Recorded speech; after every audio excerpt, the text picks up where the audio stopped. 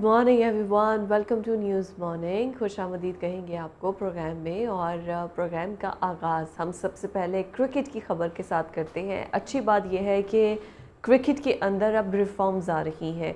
कल भी हमने डिस्कशन की थी क्रिकेट के बारे में और रिफॉर्म्स की बात कर रहे थे। अब नया फ्रेश मैंडेट आएगा, उसके बाद क्या क्या नई रिफॉर्म्स आएंगी क्रिकेट में कि पाकिस्तान के अंदर जो कारकर्दगी है पाकिस्तानी टीम की उसको बेहतर बनाया जा सके। तो अभी जो पाकिस्तानी टीम है वो तो ऑस्ट्रेलिया के दौरे पर है। एक टेस्ट मैच हम हार गए हैं, बाकी 2 टेस्ट मैच अभी हमने जीतने हैं इंशाल्लाह। उम्मीद तो की जा सकती है, वैसे जैसे पाकिस्तान की परफॉर्मेंस है उम्मीद तो नहीं की जा सकती, लेकिन उसके बाद हमारे न्यूजीलैंड के साथ मैच स्केचुअल है। तो न्यूजीलैंड के साथ जो हमारे मैच स्केचुअल है उसमें हुआ यह है कि पाकिस्तानी टीम के अंदर बहुत ही अच्छी अमेंडमेंट्स भी की गई हैं। कुछ नए लड़कों को मौका दिया गया है, नए टैलेंट को मौका दिया गया है कि वो आएँ, एक तो अपने सीनियर्स प्लेयर के साथ खेलें और फिर उसके साथ ही साथ सीनियर प्लेयर का जो एक तजुर्बा होगा वो भी उन्हें मिलेगा और फिर इंटरनेशनल क्रिकेट का जो एक्सपोजर है वो भी उन्हें मिलेगा। तो जो साइम अयूब है, दौरा न्यूजीलैंड के लिए साइम अयूब को जो ओपनर है परमानेंट, जो 5 मैचेस हैं 5 के 5 मैचेस इन्हें खिलाए जाएंगे। उसके साथ ये 5 मैचेस में ये हमारे ओपनर बैट्समैन रहेंगे और 3 मैचेस में बाबर आजम और मोहम्मद रिजवान को खिलाया जाएगा, जबकि 2 मैचेस में उन्हें रेस्ट दी जाएगी और उनकी जगह अल्टरनेटिव पे जो बाकी के नए प्लेयर्स को साथ लेकर जा रहे हैं पाकिस्तानी टीम न्यूजीलैंड में उनको मौका दिया जाएगा। और इसके अलावा ये भी फैसला किया गया है कि अगर बाबर आजम ओपनिंग करेंगे तो फिर मोहम्मद रिजवान डाउन पर खेलेंगे, मिड विकेट में खेलेंगे या 1 डाउन 2 डाउन पर खेलेंगे। और अगर मोहम्मद रिजवान ओपनिंग कर रहे हैं जिस मैच में साइम अयूब के साथ, उसमें फिर बाबर आजम जो है वो 1 डाउन 2 डाउन में जाकर खेलेंगे। तो ये एक स्ट्रेटजी बनाई गई है न्यूजीलैंड में मैचेस के लिए कामयाब होने के लिए। लेट्स सी कि ये हमारे जो मायानाज प्लेयर है, बाबर आजम है, मोहम्मद रिजवान है, इसके अलावा हमारी ओवरऑल पूरी जो टीम है वो कितना सिंक होकर कितना अच्छा खेलेगी। और प्लस नया टैलेंट, जो नए लड़के आ रखे हैं, एक fresh young talent, young blood जो कि फुल एनर्जेटिक तरीके से आके न्यूजीलैंड के मैचेस में खेलेगा। तो ये देखना होगा कि फ्रेश टैलेंट जो है वो कितना अच्छा परफॉर्म करता है इंटरनेशनल क्रिकेट में। तो इसके अलावा ये तजवीज़ जो है ये वहाब रियाज की सरबराही में जो सिलेक्शन कमेटी थी उसने ये सारी तजावीज़ जो है T20 सीरीज़ के लिए जो न्यूजीलैंड के साथ खेली जानी है उसमें दी है। 17 रुकनी स्क्वाड का ऐलान किया गया है जिसमें उसामा मीर भी हैं, मोहम्मद अब्बास आफरीदी भी हैं और हसीबुल्ला जो कि पहली बार किसी स्क्वाड का हिस्सा बन रहे हैं। इसके अलावा साहबजादा फरहान, आज़म खान और इब्रार अहमद की भी टीम में वापसी हुई है। तो ये वो यंग प्लेयर्स हैं जिनको न्यूजीलैंड के दौरे पर साथ लेकर जाया जाएगा और कुछ मैचेस में इनको 1-2 मैचेस में इनको खेलने का मौका भी दिया जाएगा। और कुछ नए प्लेयर्स हैं, कुछ ऑलरेडी फ्रेश टैलेंट हमारा खेला हुआ है, जैसे आज़म खान है, इब्रार है, ये पहले भी खेल चुके हैं। तो एक इनको ऑलरेडी थोड़ा बहुत एक्सपीरियंस्ड है, तो उस एक्सपीरियंस के साथ मिलकर आगे इन मैचेस को खेला जाएगा।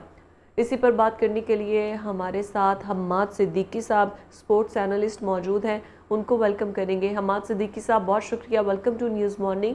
कहिएगा पहले तो ऑस्ट्रेलिया की टीम की जो परफॉर्मेंस है, पाकिस्तान और ऑस्ट्रेलिया के जो सीरीज़ जारी है उस पर भी मैं चाहूँगी कि आप थोड़ा बहुत हाईलाइट करें। एंड सेकेंड कि हमारे जो यंग प्लेयर्स को साथ लेकर जाएंगे न्यूजीलैंड के दौरे पर, और वहाब रियाज का और सिलेक्शन टीम का फैसला क्या बिल्कुल ठीक नज़र आता है आपको?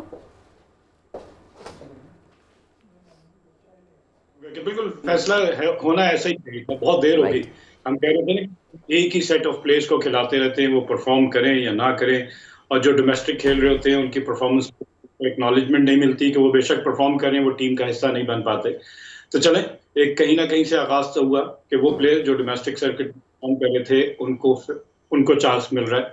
राइट। और अब ये उनके ऊपर है कि अपनी वर्थ शो कर पाते हैं कि उनकी उनकी जो परफॉर्मेंसेस थी वो मेरिट पे हैं, वो इंटरनेशनल स्टैंडर्ड के मुताबिक हैं। ये ना हम कल को कहें कि यार डोमेस्टिक में परफॉर्म तो कर रहे थे लेकिन इंटरनेशनल और डोमेस्टिक का बड़ा गैप है। तो ये प्लेयर जब पाकिस्तान टीम में आते हैं तो वो सेट स्टैंडर्ड जो है इंटरनेशनल के उसको मीट नहीं कर पाते, और वही वजह है कि हम कंपटीशन नहीं कर पाते इंटरनेशनल टीम में अगेंस्ट ऑस्ट्रेलिया। टेस्ट मैच अगर हम 4 दिन भी नहीं सरवाइव कर सकते तो फिर क्वेश्चन मार्क आ जाता है हमारे प्लेयर्स के कैलिबर के ऊपर कि क्या वो पाकिस्तान से बाहर जाकर 5 दिन टेस्ट मैच खेल सकते हैं और कंपेटिटिव क्रिकेट खेल सकते हैं। ना सिर्फ खेलना, आप हार तो रहे हैं लेकिन आपको थोड़ा दिलेर होना पड़ेगा कि ठीक है हम हार रहे हैं और ये जो फॉर्मूला है हमारा, ये हमारा नाकाम हो गया।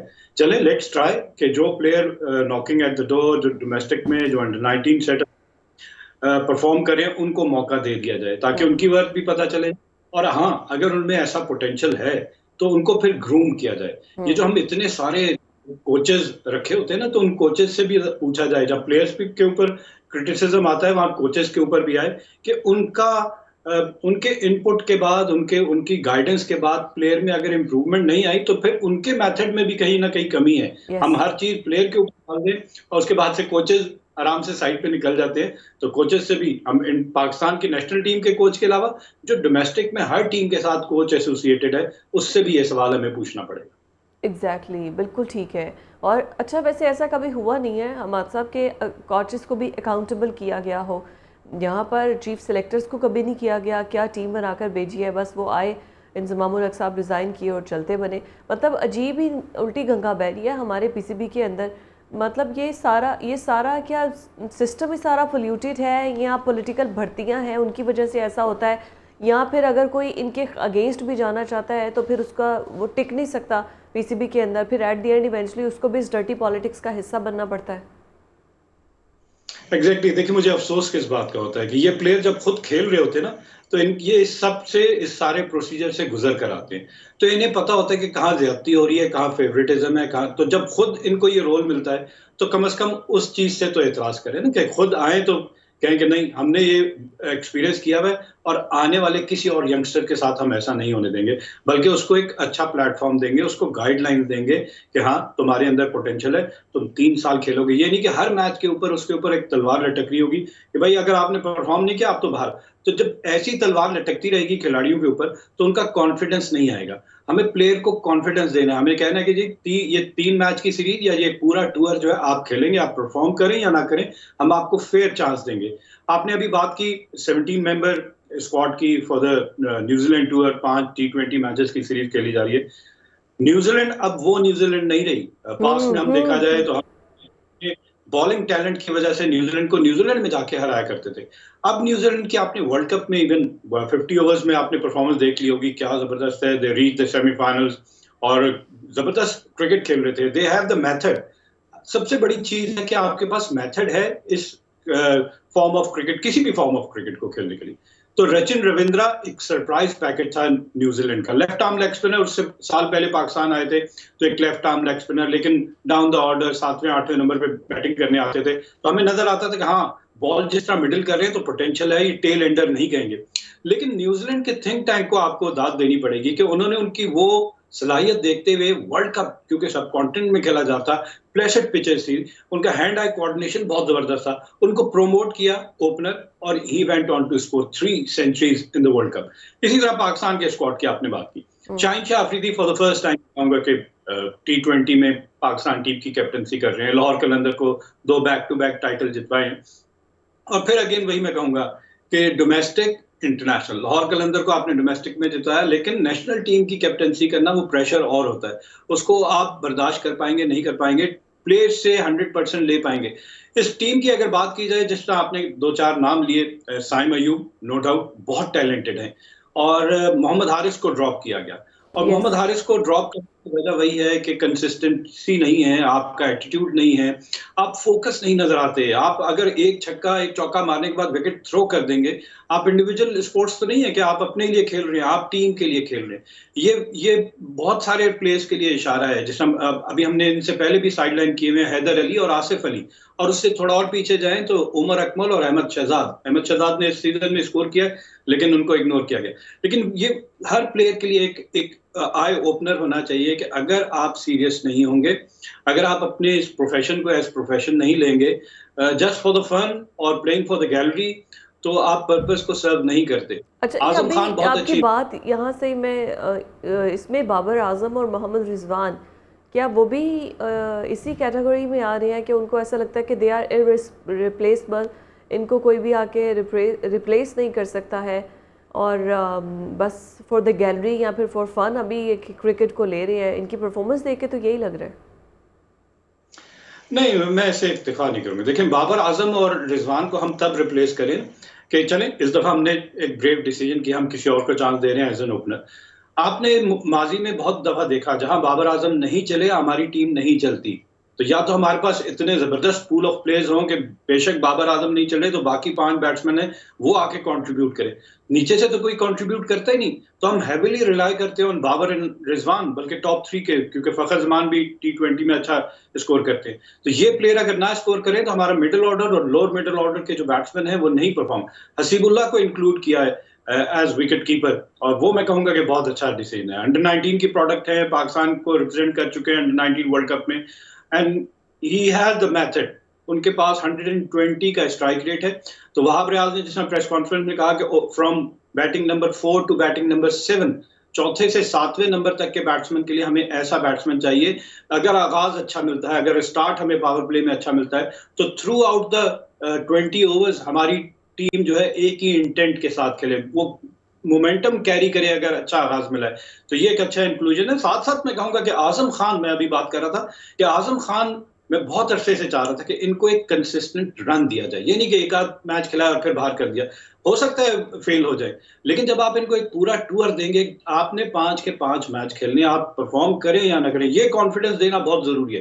देखिए हम वैसे भी हार रहे हैं, तो हमें ऑप्शंस देखने पड़ेंगे हमारे पूल में, और जो प्लेयर्स हैं उनकी वर्थ क्या है। तो आजम खान, इसलिए मैं उनको वोट करूंगा। वो वजह ये है कि न्यूजीलैंड के ग्राउंड वो क्रिकेट ग्राउंड नहीं है, कुछ बेसबॉल, कुछ रग्बी, कुछ अजीब से शेप के ग्राउंड है, और वो छोटी बाउंड्रीज। हमने 1992 के वर्ल्ड कप में देखा होगा कि आजम खान के फादर मोइन खान, इन्होंने जिन एरियाज को, बाउंड्री को टारगेट किया था, वो छोटी थी। तो आजम, क्योंकि कहते हैं मैं डेली 100 छक्के मारने की प्रैक्टिस करता हूँ, आप 100 ना मारें, आप 10 छक्के मार दें, हम 10 हाँ बिल्कुल सही, निशाने पर तो लग जाए ना। 100 ना मारे, 10 हाँ, मार दे, हमारे लिए वही बहुत है। वो लग सकता है इनकी बैटिंग में, क्योंकि पावर हिटर हैं और बड़ी हिट्स मारते हैं। न्यूजीलैंड के ग्राउंड छोटे हैं, इनकी हाफ हिट जो है वो भी कैरी कर लेगी ball through to the boundary. तो इनका टीम में रहना और इनको इंटेलिजेंटली यूज करना। देखिए अगर आपको अच्छा स्टार्ट मिल गया ना, तो आप इनको 6ठे नंबर पे वेट ना कराएं, इनको ऊपर प्रोमोट। कैप्टन का प्रोएक्टिव होना बहुत इंपॉर्टेंट है, कि आप गेम की सिचुएशन के हिसाब से फ्लेक्सिबल हो, कि मैंने ये एक बैटिंग ऑर्डर बना दिया तो इसी हिसाब से नहीं चलूंगा।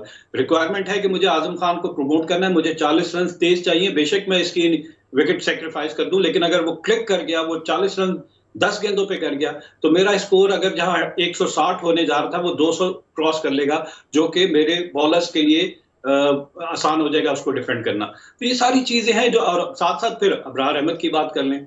अबरार अहमद इस टीम में है, मिस्ट्री स्पिनर तो है। क्या पाकिस्तान से बाहर वो सक्सेसफुल होंगे कि नहीं होंगे, ये देखना बड़ा जरूरी है। हम प्लेयर्स को पिक कर लेते हैं पाकिस्तान की परफॉर्मेंस के ऊपर। हमें ये सोचना चाहिए कि जिन कंडीशन में हमारे प्लेयर्स खेलने जा रहे हैं, आए वहां पे भी इफेक्टिव होंगे कि नहीं होंगे, और अगर नहीं होंगे तो फिर ऑब्वियसली वैसे फिर वही सवाल हमारे यहाँ पर क्यों ऐसी बाउंसी पिचेस नहीं बनाई जाती हैं, जैसे इंडिया के अंदर हमारे साथ हुआ। हम एट दी एंड पिच को ब्लेम करते रहे कि वर्ल्ड कप में इंडिया ने किया, बाकी सब भी तो उन्हीं पिचेस पर खेलते रहे हैं ना, इंडिया के पिचेस पर ही खेलते रहे। इंडियन टीम खुद भी तो उस पिच पर खेलती रही है। फिर ऑस्ट्रेलिया की जैसी बाउंसी पिचेस है, हम यहाँ पर वैसे पिचेस तैयार नहीं करते। हमें सिर्फ यूएई और अपनी क्रिकेट, बल्कि यहाँ पर तो अब डोमेस्टिक क्रिकेट उस तरह से होती नहीं है जो यहाँ पर इन लोगों, ये लड़के खेले और देखने का मौका मिले। तो हमें सिर्फ यूएई की जो स्मूथ पिचेस है, सिर्फ वहीं पर खेलना समझ आता है और वहीं पर हम चौके छिक्के लगा सकते हैं। बिल्कुल, आपने बहुत जबरदस्त बात को हाईलाइट कर दिया। वजह पता है क्या है? हमारे बैट्समैन वो डर जाते हैं, वो कहते हैं कि हमसे रन्स नहीं होंगे तो हमारी टीम में जो है ना वो इंक्लूजन के ऊपर सवाल या निशान आ जाए। 1989 इंडिया टूर पाकिस्तान, और उस सीरीज में हमें नजर आया कि वसीम और वकार मौजूद थे, आकिब जावेद थे, और पाकिस्तान के कैप्टन इमरान खान मौजूद थे। तो पाकिस्तान ने ऐसी पिचेस तैयार की थी कि आपको नजर आया कि यार ये पाकिस्तान में पिचेस हैं। सियालकोट की पिच मुझे याद है, सचिन तेंदुलकर खेल रहे थे और उनके वकार यूनुस का बाउंसर लगा, उनके ओपनर थे श्रीकांत, उनके वसीम अकरम का बाउंसर लगा, नॉट आके उनकी नाक के ऊपर लगे। मतलब ऐसी पिचेस बनाई जा सकती हैं, लेकिन हमारे अपने बैट्समैन नहीं चाहते कि उनसे रन नहीं होंगे। दूसरे दुनिया के प्लेयर आके, क्योंकि वो यूज्ड होते हैं बाउंसी पिचेस, वो तो रन कर लेंगे, हमसे वो भी रन नहीं होंगे जो यहाँ पे होते हैं। तो बार बार मैं कहूंगा कि ब्रेव होना बहुत इंपॉर्टेंट है पाकिस्तान प्लेयर्स का, पाकिस्तान क्रिकेट बोर्ड का कि आप हार तो वैसे भी रहे हैं। अब ये अगर आप अपनी परफॉर्मेंसेज उठा के देख लें, 15 कंसेक्टिव डिफीट है आपकी इन ऑस्ट्रेलिया, और उसके बावजूद माइकल क्लार्क उनके फॉर्मर कैप्टन है, वो कह रहे हैं कि हमें बड़ी बुरा लगा कि टेस्ट मैच को इतना डिस्ग्रेस किया गया कि इवन एक टीम 5 दिन भी नहीं खेल पाती, कोई कंपेटिटिव क्रिकेट भी नहीं है। तो उनके सर्कल से हर किस्म की वो चाहते हैं, ऑस्ट्रेलियन बड़े क्रिकेट लवर हैं और चाहते हैं कि मुकाबला होता हुआ नजर, ये नहीं कि वन साइडेड हर फैन जो है, शायकीन जो है, वो कहेगा बोरिंग क्रिकेट है। तो मुकाबला जरूर होना चाहिए और पाकिस्तान को परफॉर्म करना चाहिए। पाकिस्तान के प्लेयर्स को जरा अपनी स्किन से बाहर निकल के, वो कहते हैं बड़ा प्लेयर उसी को माना जाता है जो टफ कंडीशन में जाके स्कोर करता है। ऑस्ट्रेलियंस को क्यों हम कहते हैं कि वो बड़े जबरदस्त प्लेयर हैं, वो हार कभी नहीं मानते। जो कंडीशन उन्हें सूट नहीं करती वहां पे भी वो खड़े हो जाते हैं और कहते हैं नहीं, हम करके दिखाएंगे। तो जब जज्बा आपके में आ जाएगा ना, और साथ उसके लिए आपको अपनी गेम की इंप्रूवमेंट बहुत जरूरी है, खाली जज्बे से काम नहीं पड़ेगा। मैक्सवेल और ट्रेविस हेड की एग्जांपल हमारे सामने है ना, तभी तो ऑस्ट्रेलिया ये चैंपियन बना भी है। हमारे अंदर कुछ प्लेयर्स में बहुत ही ज़्यादा ओवर कॉन्फिडेंस है और कुछ प्लेयर्स के अंदर बहुत ही ज़्यादा फेयर फैक्टर है। एग्जैक्टली अच्छा, हमारे प्लेयर्स की स्किल और परफॉर्मेंस और सिलेक्शन कमेटी मैनेजमेंट सब की बात कर लें। अब जो पाकिस्तान टीम वहां पे पहुंची हुई है, आपको पता चला होगा कि अबरार अहमद पहले टेस्ट से पहले ही वो इन्फेक्ट हो गए, उनके राइट लेग में दर्द हो गई। अब जो बुरी न्यूज आई है वो आई है खुर्रम शहजाद की, एक फास्ट बॉलर जिससे सबसे ज्यादा इंप्रेस किया, और उसका अनफिट होना, साइड स्ट्रेन, लेफ्ट साइड पे 10th रिब का फ्रैक्चर, स्ट्रेस फ्रैक्चर हो जाना। समझ नहीं आया कि हमारा मेडिकल पैनल क्या कर रहा है। मतलब एक कह रहे हैं ड्यूरिंग द टेस्ट उनको ये शिकायत हुई थी, तो उनको वहां पे क्यों नहीं रेस्ट करवा दिया गया, उनसे पूरा टेस्ट मैच दूसरे में भी बॉल क्यों करवाई गई। आप दुनिया के मुख्तलिफ प्लेयर्स को देख ले, जहां उनको इंजरी होती है वो उसको बाहर बैठा लेते हैं। वो ये नहीं होता कि उसको कहे नहीं अब आप खेलते रहे, वो इंजरी जो है एग्रीवेट होती रहे, और फिर आपको पूरे सीजन के लिए एक प्लेयर आपको मिल गया था, बहुत अच्छी बॉलिंग में कहूंगा, लेकिन वो केयर करना नहीं आता कि प्लेयर को किस तरह संभाल के रखना है। और प्लेयर बेचारा खुद डर रहा होता है कि पहला टेस्ट मैच मुझे मिला है, ये ना हो कि दोबारा मौका मिला है, वो बेचारा उसमें जोर लगा रहा होता है। तो बहुत सारी चीजें हैं जिनको ठीक करने की जरूरत है। पाकिस्तान क्रिकेट की बात कर रहे हैं, पाकिस्तान के फास्ट बॉलर की बात कर रहे हैं। नासिर हुसैन का ट्वीट आ गया कि जनाब क्यों आपने शाहीन शाह अफरीदी को इतना जल्दी पाकिस्तान टीम में कम बैक करने दिया, जब उसकी पेस 150 से मिड 130 में आ गई। Same is the case with Naseem Shah, world cup से पहले, वो एशिया कप से पहले अनफिट हुए, और अब उनको पाकिस्तान सुपर लीग, मैं कह रहा हूँ ना खिलाएं उनको पाकिस्तान सुपर लीग, उनको 100 फिट होने दें, उनको कहें कि अपनी अपनी रिहैबिलिटेशन पे काम करें, और जब फुली फिट हो जाएं। देखें ये कॉन्ट्रैक्ट्स जो है ना, असल में मसला ये है कि ये कॉन्ट्रैक्ट्स जब उनसे हाथ से निकल जाता है तो वो थोड़ा एक खौफ होता है उनके दिल में कि कहीं ये दोबारा मौका मिले ना मिले। और फिर उसके बाद ये PSL तो उसने, उन्हें पता है कि यहीं पर अगर अच्छा थोड़ा बहुत परफॉर्म कर दिया तो ये आगे आने वाला जो टाइम होगा क्रिकेट टीम के अंदर, जो नेशनल टीम है, उसमें तो हमारे पाँव मजबूत हो जाएंगे। पूरी कौम की नज़र होगी कि इसने बहुत अच्छा PSL में परफॉर्म किया है। और फिर जो फ्रेंचाइज़र के ऑनर होते हैं, फ्रेंचाइजेज़ लोगों का इतना ज़्यादा हाथ होता है कि वो कहते हैं कि हमारी पसंद के लड़के टीम का हिस्सा बने, कौमी टीम के अंदर जो हमारी फ्रेंचाइज के अंदर से लड़के जा रहे हैं वो टीम का हिस्सा बने। अजीब किस्म की एक पॉलिटिक्स है। बिल्कुल अजीब है। टीम की सिलेक्शन में इतनी पॉलिटिक्स नजर आती है कि इतना ज्यादा क्रिटिसिज्म हुआ वर्ल्ड कप के दौरान के मोहम्मद नवाज, उसामा मीर, शादाब खान, लग नहीं रहा था कि क्लब लेवल के भी बॉलर है, क्योंकि कोई लाइन और लेंथ, कोई डिसिप्लिन कुछ नहीं नजर आया। कोई विकेट टेकिंग बॉल तो क्या, डॉट बॉल्स भी नहीं कर पा रहे थे। और उसके बावजूद दोबारा आपने मोहम्मद नवाज और उसामा मीर को इस न्यूजीलैंड टूर के लिए सिलेक्ट किया। तो क्या परफॉर्मेंस थी इनकी वर्ल्ड कप के बाद से अब तक के मैचेस में क्या, और इनके अलावा और कोई पाकिस्तान में स्पिनर बॉलिंग कर ही नहीं रहा। इवन जाहिद महमूद जो हाईएस्ट विकेट टेकर थे पाकिस्तान नेशनल कप के, उन्होंने ट्वीट कर दिया कि जनाब मैंने तो सबसे ज्यादा विकेट ली थी, मतलब मुझे उस मौका, और आपने दोबारा उन प्लेयर्स को मौका दे दिया जो कि बुरी तरह, मैं कह रहा हूं, फेल हुए इन द वर्ल्ड कप। और वही इन स्पिनर्स की परफॉर्मेंस वजह थी जिसकी वजह से पाकिस्तान ने क्वालिफाई नहीं किया फॉर द सेमीफाइनल। आप जिन 4 टीम ने क्वालिफाई किया उनके अगर स्पिनर्स के स्टैट्स निकाल के देख लें और पाकिस्तान के देख लें, तो पाकिस्तान के स्पिनर्स को तो कोई टीम भी अपनी प्लेइंग 11 में नहीं खिला सकती पाकिस्तान के स्पिनर्स को। और हमें स्पिनर्स वाला टैलेंट निकालना भी नहीं है, हंट भी नहीं करना है। हमारे पास हारिस है, हमारे पास शाहीन है, हमारे पास नसीम है, ये सब फास्ट बॉलर है। हमें लगता है कि ये हर मैच में हमें ये फास्ट बॉलर्स ही जो है ना वो जितवा सकते हैं। हालांकि मोहम्मद हफीज़ खुद बड़े अच्छे, उन्हें खुद पता होना चाहिए है, उनका बॉलिंग इतने ज़बरदस्त बॉलर रहे हैं, वहाब रियाज इतने ज़बरदस्त बॉलर हैं, उन्हें पता होना चाहिए कि it's a combination off spin and fast bowling.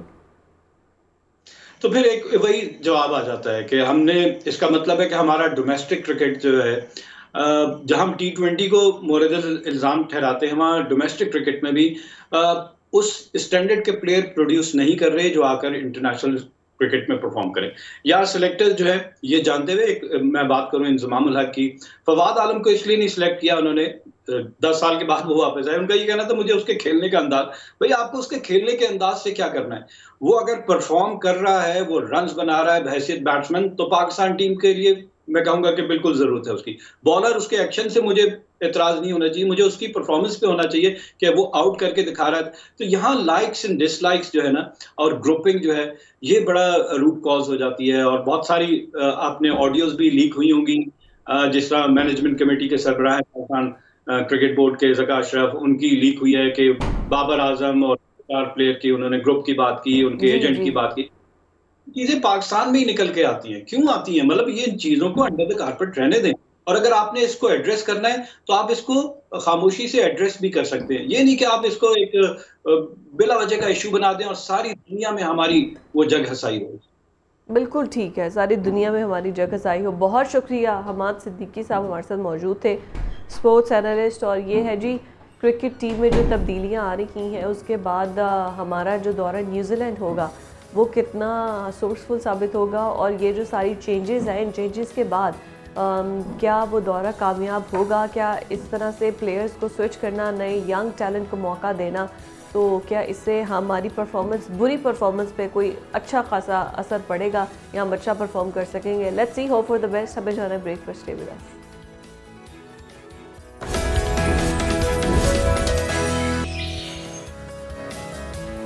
Break के बाद आपको खुशामदीद कहते हैं, और अभी हम जिस इशू पर बात करने जा रहे हैं वो ये है कि विंटर सीज़न, और आपको पता है कि विंटर सीज़न में शादियों का सिलसिला बहुत ज़्यादा शुरू हो जाता है, और फिर एक लॉन्ग लिस्ट होती है। शादी का फंक्शन सिर्फ एक नहीं होता है, मेहंदी, शैंडी, माइयों, बारात, वलीमा, फिर उसके बाद शादी ख़त्म होने के बाद भी कितनी देर तक फंक्शंस चलते रहते हैं। अब वो लिस्ट इतनी लंबी हो चुकी है, और फिर हर लड़की, हर लड़का चाहता है कि हमारी शादी सबसे रिमेम्बरेबल हो, सबसे ज़्यादा यादगार हो, और फिर उसके सारे जो अरमान हैं, जो ख्वाब हैं, वो पूरे हों। लेकिन बहुत ज़्यादा ना बजट जो है उसमें मसला आता है, बात आ जाके पेरेंट्स पर आती है, और स्पेशली बेटियों वालों पे। उनके पेरेंट्स सबसे ज़्यादा जो है वो इस चीज़ को फेस करते हैं कि उन्होंने जहेज़ भी देना है, उन्होंने डिमांड्स भी पूरी करनी है, फिर उन्होंने जितने गेस्ट हैं उनको भी लुक आफ्टर करना है, टेक केयर करना है, और फिर ये कि हमारी बेटी को किसी की को बात ना सुननी पड़े। तो उसकी वजह से जो आपका एक बजट होता है ना, जो पहले एक शादी नॉर्मल हो जाती थी 5-10 लाख में, अब वो 20 से 25 लाख तक चले गया। सिर्फ आपका खाने का बजट, फिर फर्नीचर, चीज़ें, वो सब बहुत ज़्यादा एक्सपेंसिव हो चुकी हैं, जिसकी वजह से कितनी बेटियां हैं जो कि इस वक्त घरों में मौजूद हैं। क्या वजह है कि माँ बाप गरीब हैं और वो उस तरीके से लड़के वालों को डिमांड जो है वो पूरी नहीं कर सकते, या फिर अच्छे रिश्ते उनको नहीं मिलते हैं क्योंकि वो गरीब ख़ानदान से ताल्लुक़ रखती हैं। ये हमारे माशरे का एक बड़ा ही बदबूदार सा पहलू है, और बड़े अफसोस के साथ कहना पड़ता है। लेकिन फिर भी ये जो जहेज़ और इस तरह की जो चीज़ें हैं ना, इसमें कमी लाने के लिए कुछ हद तक हमारे माशरे में हुकूमती सतह पर तो खैर इस पर कोई इस तरह से काम किया नहीं जा रहा। सिर्फ वन डिश पर एक हुकूमत ने पाबंदी लगाई थी कि वन डिश के अलावा और कोई डिश नहीं होगी। दूसरा, जो जहेज़ लेना है और जहेज़ देना है, ये इस्लाम में इसकी कोई वैसे तो बहुत ज़्यादा ममानियत है और कोई ऐसी मिसाल नज़र भी नहीं आती है, लेकिन हमारे यहाँ पर अभी जो है वो ना तो लड़के वाले लेते हुए कुछ शर्म करते हैं, और ना ही लड़की वाले जो है वो रोकते हैं कि ये हम नहीं दे सकते, या ये गलत है, ये गलत रस्म व रिवाज है। वैसे आप देखें कि कैंपेन करते हुए बहुत ज़्यादा जो है ना, को मीडिया कैंपेन्स करनी हो या कुछ आकर जहेज़ पर बात करनी हो, जहेज़ लानत है, इस किस्म के स्टेटस दे देना, वो बहुत आसान है और लोग ऐसा करते भी हैं। लेकिन जब अपनी घर की बात आती है तब कहते हैं हमने दिया था, तो अब जो आ रही है उसका भी काम बनता है कि जहेज़ लेकर आए। तो इसकी वजह से ना बेटियां जो हैं वो वालिदैन के ऊपर ना एक बोझ बनती नज़र आ रही है। डॉक्टर समरा खालिद जो कि हमारे साथ मौजूद है, जो कि हमें बताएंगी ये जो महंगाई है, बढ़ते सोने की कीमत है, बहुत ज़्यादा मुश्किल हो गया है। एक बेटी को अगर आपने ब्याना है तो उसके लिए आपको लाखों रुपए चाहिए हैं। Doctor Samra, welcome to news morning.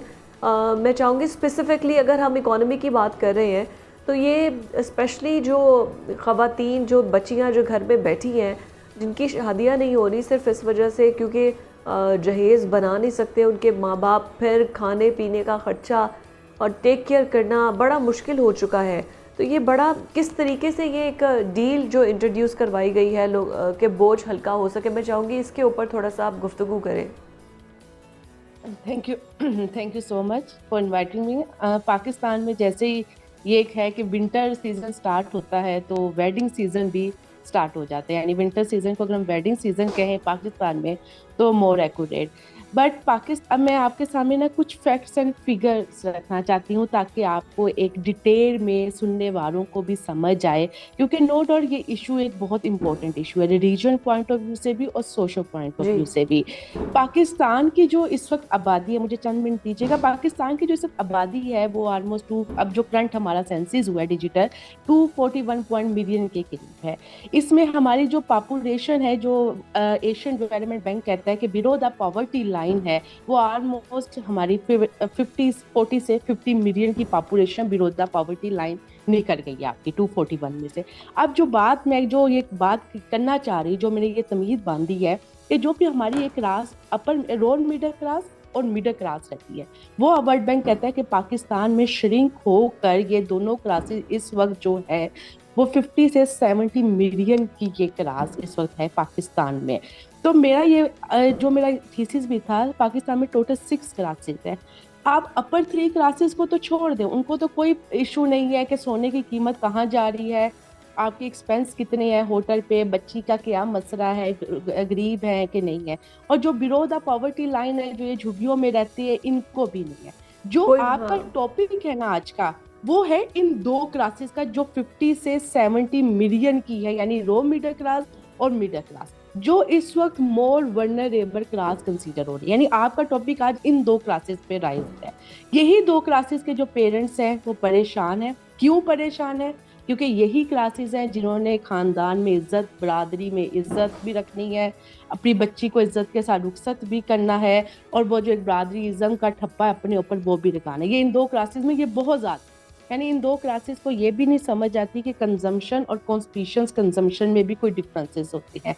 अब एक में पाकिस्तान की जो इस वेडिंग इंडस्ट्री को अगर आप लुक आफ्टर करें, बड़ा इंटरेस्टिंग है। मैंने जो रिसर्च किया सुबह बैठ के कि 900 बिलियन इस वक्त पाकिस्तान की वेडिंग इंडस्ट्री को जा रहा है।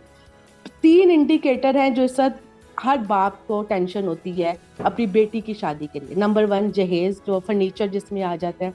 नंबर 2 होटल के एक्सपेंडिचर, रेस्टोरेंट खाने के एक्सपेंडिचर। और नंबर 3 ये जो हमारी फजूल की कल्चरल एक्टिविटीज अब शुरू हो गई है, इनके एक्सपेंडिचर। ये 3 इंडिकेटर का जो इन्फ्लेशन है वो 34 और 40 के दरमियान में, मींस डबल डिजिट भी है और हाई डबल डिजिट इन्फ्लेशन भी है। यानी रेस्टोरेंट और होटल का एक्सपेंस का इन्फ्लेशन जो है सो पाकिस्तान में वो 40% है। एक स्टडी में देख रही थी कि पाकिस्तान में एक साल में तकरीबन 5 to 7% फैमिलीज ने होटल से डाइवर्ट कर दी है अपनी वेडिंग सिंपल वेडिंग की तरफ। वो एक्सपेंस भी है सिंपल, यानी जैसा कोविड के बाद भी ये ट्रेंड हुआ था, लेकिन अब जो ट्रेंड ये सिंपल वेडिंग की तरफ आया होटल से, ये इन्फ्लेशन की वजह से आया, क्योंकि 40% का इन्फ्लेशन होटल में उनको देना पड़ रहा है, और फिर फर्नीचर पे 34% का। तो ये कुछ फैक्ट्स एंड फिगर्स हैं जो मैं आपके सामने रखे हैं कि ये इस हद तक इन्फ्लेशन ज्यादा है कि नो डाउट जो हमारी ये 2 क्लासेस हैं जो मोर वल्नरेबल हैं इस वक्त इस सिचुएशन से,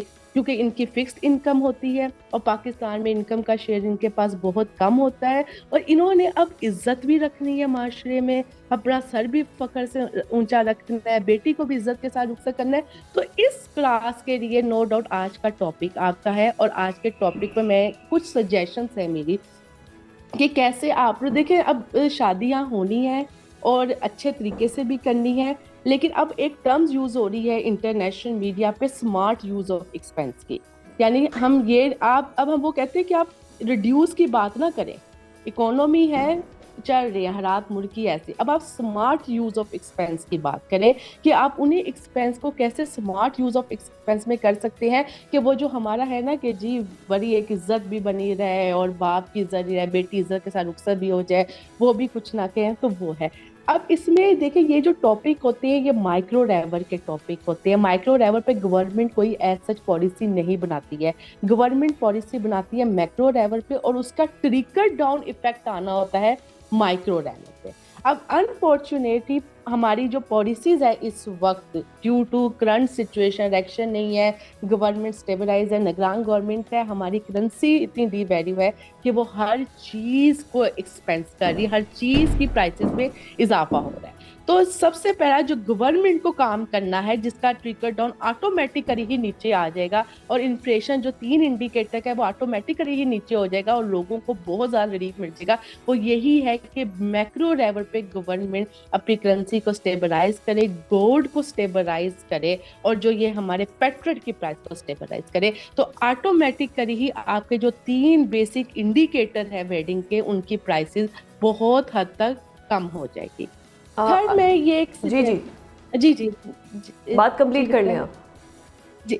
और एक और मैं एक यहाँ पे सजेशन दूंगी, मैं एक आर्टिकल पढ़ रही थी वेडिंग से रिलेटेड ही आज सुबह, तो मुझे वहाँ बड़ी अच्छी बात लगी कि पेरेंट्स जो हैं, और पाकिस्तान में जो मिडिल क्लास के पेरेंट्स हैं वो बहुत ज़्यादा इंक्रीज हो गए नेशनल सेविंग की तरफ, गवर्नमेंट बॉन्ड्स की तरफ, और insurance policy regarding wedding and education of their children. तो ये बात मुझे बड़ी अच्छी लगी कि पेरेंट्स कंसर्न हैं कि हमने अपने बच्चों की वेडिंग करनी है और अच्छे तरीके से करनी है, तो इन 2 क्लासेस में बहुत रुझान पड़ा है कि वो नेशनल सेविंग की तरफ आए हैं, बॉन्ड्स की तरफ आए हैं। और इसके साथ मैं ये भी एक सजेशन दूंगी अपने सुनने वालों को कि आप कंपाउंड इंटरेस्ट में इन्वेस्ट करें, जहां से आपको मैक्सिमम इंटरेस्ट और मैक्सिमम बेनिफिट मिले, ताकि आप लोग इसी ज़माने में रहते हुए, इन्हीं वर्स्ट इकोनॉमिक कंडीशन में रहते हुए अपनी इनकम को स्मार्टली यूज़ करें और इनकम जनरेट करें, ताकि आप अपने बच्चों को अच्छे तरीके से रुखसत कर सकें। मैं फिर बात कर रही हूँ, मैं ये बात बिलो पॉवर्टी लाइन वालों के लिए नहीं कर रही, जिनके पास कोई सेंस नहीं है, जिनको कुछ नहीं पता। मैं ये बात उन लोगों के लिए कर रही हूँ जिनको एजुकेटेड सेंस भी है लेकिन इनकम की कमी है, यानी हमारी 2 क्लासेस के बाद। जी मैम, अब आप बिल्कुल ठीक हो गया, आपने बड़ा डिटेल और बड़ा ब्रीफ और बड़ा अच्छा एक्सप्लेन कर दिया है। मैं चाहूँगी डॉक्टर समरा, जो भी चीज़ें आपने हाईलाइट की हैं, ये चीज़ें जैसे जैसे आप थोड़ा एजुकेटेड होते जाते हैं, जैसे जैसे आपका विजन ब्रॉड होता जाता है, आप इनको प्री प्लान करते हैं, आप उनको इस अच्छे तरीके से गुजारते हैं। लेकिन आपने जैसे पहले कहा कि हमारे यहाँ पर ब्रादरिज्म बहुत ज़्यादा है, हमारे यहाँ पर फैमिली की इज्जत और ये सब करना होता है, हाँ। और जनरेशन गैप बहुत ज़्यादा होता है। तो जो पेरेंट्स एक मिडिल क्लास है या एक लॉयर मिडिल क्लास है, उसके वो चाहे किसी से इधर उधर से उधार मांग ले, उधार मांग के वो खानदान के जो जिनसे आप कभी पूरे साल में कभी नहीं मिलते, उनको भी आपने शादी पे जरूर बुलाना होता है। तो इस सोच को कैसे कम किया जा सकता है, खत्म किया जा सकता है? यही मैं हमारा ना एक PSLM होता है, पाकिस्तान स्टैंडर्ड लिविंग मैम, मैं वो पढ़ रही थी अभी, तो उसमें मैंने देखा है कि पाकिस्तान में प्रीवियस ईयर से इस साल जो इकोनॉमिक सिचुएशन वर्स हुई है लोगों की, वो ऑलमोस्ट 22% लोग हैं जिनकी इकोनॉमिक सिचुएशन वर्स हुई है। यानी कि वो फिगर है जो इस वक्त यानी मीडिया पे हैं और इस वक्त यानी एक पब्लिक है, यानी गवर्नमेंट के, यानी 22% लोग ऐसे हैं जिनकी वर्स हुई है, और बहुत ज़्यादा जो वर्स हुई है वो 5% है। यानी हर साल ये इंडिकेटर्स आते हैं, तो इस साल की मैं बात कर रही हूँ प्रीवियस ईयर से। और जो लोन लेने का रुझान है पाकिस्तान में, वो ऑलमोस्ट इंक्रीज हुआ है। क्यों? सिर्फ और सिर्फ इस वजह से कि पाकिस्तान में जो कॉन्स्पिशियस कंजम्पशन है ना, वो बहुत ज़्यादा इंक्रीज होती जा रही है। तो यही एक है, यही लोगों को समझना चाहिए, अंडरस्टैंड करना चाहिए कि काइंडली एक तो आप पाकिस्तान में मैरिज एक्ट, अभी आपने बताया कि स्वाय 1 डिश के मैरिज एक्ट कहीं भी अप्लाई नहीं हो रहा। गवर्नमेंट को माइक्रो लेवल पे मैरिज एक्ट को स्ट्रिक्टली अप्लाई करवाना चाहिए। सेकेंडली, अब ये सोच जो है ये गवर्नमेंट नहीं बदलती, ये आपकी को खुद ही बदलनी पड़ती है। तो आप काइंडली इस्लामिक वैल्यूज़ को फॉलो करें, इस्लामिक वेडिंग्स को फॉलो करें। आप सीरियसली देखेंगे, आप अगर उन कल्चर्स को फॉलो करेंगे ना, बहुत से मसले ऐसे हैं जो हम लोगों ने खुद पैदा किए हैं, गवर्नमेंट ने पैदा नहीं किए हैं। गवर्नमेंट नहीं कहती है कि सारी इतना लंबा चौड़ा तामझाम करके शादी ब्याह का करना है, तो गवर्नमेंट ये नहीं कहती है, और ये आपकी अपनी सोच है, आपका अपना है कि जी जितनी चादर उतने पाँव फैलाओ, अपनी आपकी है। ये कुछ चीजें ऐसी हैं जो माइक्रो लेवल के इश्यूज होते हैं ना, वो सब्जेक्टिव डिसीजन मेकिंग उसमें बहुत ज्यादा इन्वॉल्व होती है। और पाकिस्तान में अनफॉर्चुनेटली हम लोग लॉन्ग टर्म की नहीं सोचते, हम कहते हैं बस आज खा लो, कर देखी कि नहीं देखी, हम ये कहते हैं बस आज बच्ची के ऊपर लगा दो, बस बच्ची पता नहीं क्या हो जाएगा अगर नहीं किया। तो ये जो कॉन्सेप्ट है ये रो मिडिल क्लास में बहुत ज्यादा है, बहुत ज्यादा ये रो मिडिल क्लास में ये कॉन्सेप्ट, तभी यही वजह है कि यही वर्नरेबल क्लास अच्छा, है। ऐसा हाई मिडिल होता भी है क्लास ना, में ये कॉन्सेप्ट इस वजह से है, माँ बाप तो बेचारे इस वजह से करते हैं कि हमारी बच्ची को बातें ना सुननी पड़े। अगर ऐसा माँ बाप नहीं करेंगे तो फिर ससुराल में जाके तुम तो अपने घर मैडम से ये नहीं लेकर आई, तुम तो अपने घर से ये नहीं मैडम लेकर आई। मैडम ये भी एक बात मैं आपको बताऊं, ये ज्यादातर ना हम लोग जो ये ड्रामे देखते हैं ना उसमें ये कॉन्सेप्ट आता है। ये भी जो लोग है ना ये बहुत कम है क्लास हमारे में ये मिला जुला रुझान है दोनों तरफ से, कि ये हमने एक ही बात बना दी है कि लेकर नहीं आई हो, तुम ये नहीं किया, तुमने वो नहीं किया। ठीक है, ये लोग हैं इस वक्त हमारे माशरे में और बहुत ये गर्द किस्म के कल्चर है, लेकिन कुछ इतने ज्यादा भी ये वाली रेंज नहीं है हमारी सोसाइटी की। राइट। तो दोनों तरफ से हमने देखना है कि ठीक है, इस पे गवर्नमेंट को एक्ट लेना चाहिए, माँ बाप को भी करना चाहिए। और ये इस पे ये एक ऐसे इशू है जिस पर शायद मैं कुछ भी नहीं कह सकती हूँ। मैं एक इंसान की सोच को शायद 1 मिनट के आपके प्रोग्राम में नहीं बदल सकती हूँ कि तुम क्यों माँ बाप से, गरीब लोगों से जहेज ले रहे हो, तुम क्यों नहीं ले रहे हो। ये एक ऐसा सोच है, इसको एक नासूर है, इसको मैं नहीं बदल सकती। लेकिन हाँ, अगर मैं इकोनॉमिक पॉइंट ऑफ व्यू से बात करूँ तो ये इतनी ज्यादा रेंज नहीं है। बहुत सी रेंज आपका दिखावा है आपकी सोसाइटी में, बहुत सा रेंज आपकी सोसाइटी में ये आर्टिकल्स पब्लिश है कि पाकिस्तान और जो सब कॉन्टिनेंट का जो ये रीजन है ना, इसमें जो है ये लोग जो है वो क्या कहते हैं, लॉन्ग टर्म थिंक नहीं करते हैं, ये शॉर्ट टर्म पे बस रहते हैं और out of the box thinking नहीं करते हैं। ये सिर्फ शॉर्ट टर्म पर रह के करते हैं कि जी बस आज अच्छा कर लें, अपनी इज्जत रख लें, और उसके लिए बेशक उधार लेना पड़े। और उधार लेने का जो रुझान है वो बांग्लादेश और पाकिस्तान और इंडिया में बहुत ज़्यादा है। और उसमें रीज़न सिर्फ क्या है, उसमें रीज़न ये नहीं है कि जी 2 वक्त की रोटी पूरी नहीं हो रही इसलिए उधार शादी के लिया लिए। जा रहा है। उसमें बहुत सी रीजन आपकी ये ऊट पटांग कल्चरल एक्टिविटीज जिनका कोई कॉन्सेप्ट नहीं है, ये भी है। तो ये दो डिफरेंट तरह के आपके टॉपिक हैं आज के, एक लोगों की सोच को बदलना यस। और एक इकोनॉमिक पॉइंट ऑफ व्यू से। लोगों की सोच को हम यूं 1-15 मिनट के उसमें नहीं बदलते, लोगों की सोच को बदलें तो लोगों को खुद चाहिए कि इस्लामिक वैल्यूज को फॉलो करें और उन चीज को फॉलो करें जिस पर हमारे नबी ने कहा। बहुत मसाले मौजूद है हमारे पास, बहुत मसाले मौजूद है। हाँ, इकोनॉमिकली मैं आपसे अगर डिस्कस करूं तो यस, इकोनॉमिकली लोगों को बहुत वर्स हुए हैं, लोगों को बहुत इम्पैक्ट किया है 1 साल के अंदर, स्पेशली इन 2 क्लासेस ने। लेकिन ट्रेंड वेडिंग का फिर भी इंक्रीज होता ही जा रहा है, लेकिन साथ साथ उधार लेने का रेशो भी पाकिस्तान में बहुत ज्यादा है। माँ बाप नो डाउट परेशान है, लेकिन अब गवर्नमेंट को क्या करना है, गवर्नमेंट को सिर्फ मैक्रो लेवल पे एक ऐसी इजी पॉलिसी बना के इनको दे दे, उसके ट्रिकल डाउन इफेक्ट आते जाएंगे। और आप देखें ये इकोनॉमिक इंडिकेटर इतने वो होते हैं ना फ्लेक्सिबल, कि अगर आज पेट्रोल की प्राइसेस में कमी हुई है तो 2 दिन के बाद रिजल्ट आना शुरू हो जाता है, इन्फ्लेशन गिरता है। ये बहुत फ्लेक्सिबल होते हैं। तो इसे गवर्नमेंट का काम सिर्फ आपको मैक्रो लेवल पर रिलैक्स कर दे, माइक्रो लेवल के जो इश्यूज है इसमें लोगों की भी थिंकिंग इन्वॉल्व होती है और साथ गवर्नमेंट की पॉलिसी भी इन्वॉल्व होती है। अच्छा, ऐसा होता भी है ना, पहले ऐसा होता था कि हर एरिया में एक आधे पार्क्स गवर्नमेंट की तरफ से ऐसे बनाए होते थे कि वो तमाम लोग जो कि हॉल वगैरह का खर्चा नहीं उठा सकते हैं, वो इन्हीं हॉल्स पे जो सोसाइटी के पार्क्स बने होते थे कि वहाँ पर आज भी है, लेकिन वहाँ पर ऐसा कॉन्सेप्ट नहीं है, लोग नहीं करते, लोग प्रेफर करते हैं कि शादी हॉल में जाएं। आप किसी लॉयर मिडिल क्लास की भी फैमिली को देख लें, वो प्रेफर करेंगे कि बजाय के जहाँ पर पार्क्स हैं वहाँ पर करने के बजाय वो हॉल में पैसे देना प्रेफर करेंगे कि हमारी नाक ना कटे। हाँ, इसके पीछे एक ये भी इशू है और इसके पीछे 2-3 इंडिकेटर और भी है। मैं पढ़ती, क्लाइमेट चेंजेस इसके पीछे एक बहुत अहम इशू है। लोग डरते हैं कि वेदर ना खराब हो जाए और ये इशू ना हो जाए, और वो ये एक कॉन्सेप्ट है कि जी ओपन ग्राउंड में करेंगे तो काम हमें ज़्यादा करना पड़ता है, हॉल में जाएं और बस आराम से जाकर वेडिंग अटेंड करें और घर आ जाए। आपको याद हो हमारे पहले ज़माने में ना 15-15 दिन की शादियाँ होती थी और खानदान सारा आ रहा है और 15-15 दिन तक स्टे हो रहा है और पता नहीं क्या। अब आपने देखा थोड़ा सा ये ट्रेंड चेंज हुआ है, अब हॉल ओरिएंटेड वेडिंग हो गई है कि हॉल में गेस्ट आए हैं और वहीं से चले गए हैं। थोड़ा सा हमारे अपने नॉर्म्स भी चेंज हो गए हैं, वो मेल मिलाप भी खत्म होता जा रहा है, काफी एलिमेंट्स हैं इन चीजों में। लेकिन अभी भी पार्क्स मौजूद है, 5 to 7,000 फीस है पार्क की, अगर आप करना चाहें तो लोग करें। लेकिन लोग सिर्फ इस वजह से प्रेफर करते हैं कि वेदर इश्यूज भी है और क्लाइमेट चेंजेस भी होते हैं, और साथ ये जो हॉल को ज्यादा वो प्रेफर करते हैं। वरना अभी भी गवर्नमेंट के पार्क मौजूद हैं अगर आप करना चाहें, और बड़ी रीजनेबल फीस है उन पार्क्स की। हाँ बिल्कुल ठीक है, आप अपना बजट को कहीं से भी कट डाउन कर सकते हैं, वहाँ से करें। मैंने आपको बात की ना कि आप स्मार्ट यूज, अगर हम ये कहना कि जी कैसे कम करें, अब रिड्यूस की बात नहीं हम कर सकते आज के दौर में। देखिए मैं इस वक्त आपको बैठे ये कर लेंगे, नहीं क्यों करें, सोना बनाना है उन्होंने, हर माँ बाप की ख्वाहिश है वो बनाएं गोल्ड, हर माँ बाप की ख्वाहिश है अपनी बेटी को फर्नीचर दे। अब ये रवायात चल पड़ी है, अब हम इसको नहीं खत्म कर सकते हैं, देना है तो दें, लेकिन आप उन्हीं तमाम चीजों को स्मार्ट यूज ऑफ एक्सपेंस के साथ कर सकते हैं।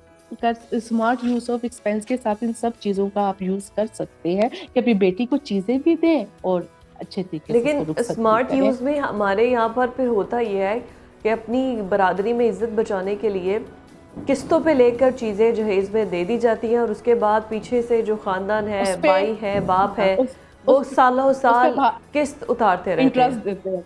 उस पर इंटरेस्ट इतना ज़्यादा हो जाता है कि भाई और बाप बाकी यही करते रहते हैं। देखिए ये अब इस तरह के भी इश्यूज हैं, ये हमारे जो है ना रूरल एरिया और पेरीफेरी के जो एरियाज हैं वहाँ पे ये वाले मसले ज़्यादा है rather than to urban areas में।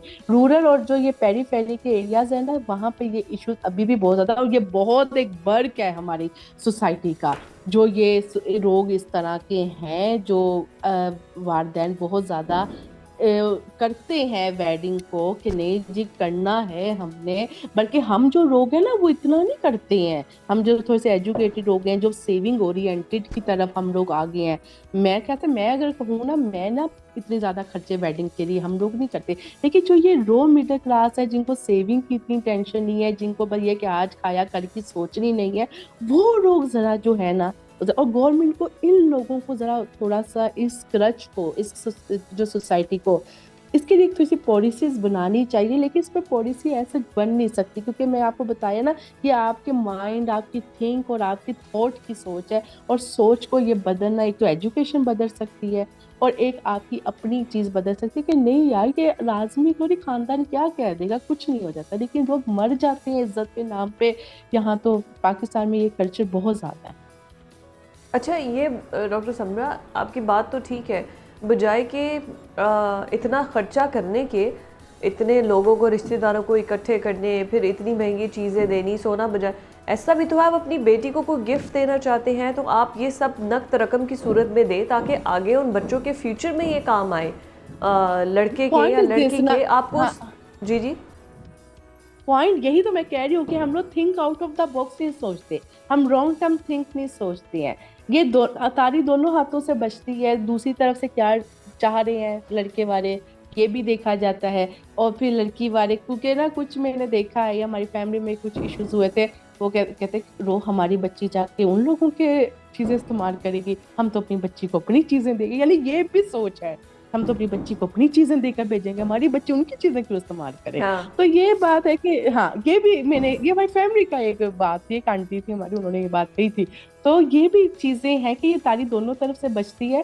तो ये वैसे बात तो यही ठीक है कि आप कैश अमाउंट में दे दें, और उस कैश अमाउंट को आप कोई भी सेविंग सर्टिफिकेट की सूरत में बच्ची को दे दें, जो कुछ अरसे के बाद अमाउंट भी डबल हो जाएगी आपकी। ये बड़ा अच्छा आपका एक मैसेज आपके प्रोग्राम के थ्रू कि कुछ अरसे के बाद वो अमाउंट भी डबल हो जाती है, और आप कोई इन्वेस्ट करें, कोई गोल्ड में कर लें, कोई प्लॉट ले लें, क्योंकि इस वक्त ये 2 सेक्टर ऐसे हैं इन्वेस्टमेंट के जो बूम पे है पाकिस्तान में। और मेरा भी ऐसे ही हुआ था वैसे।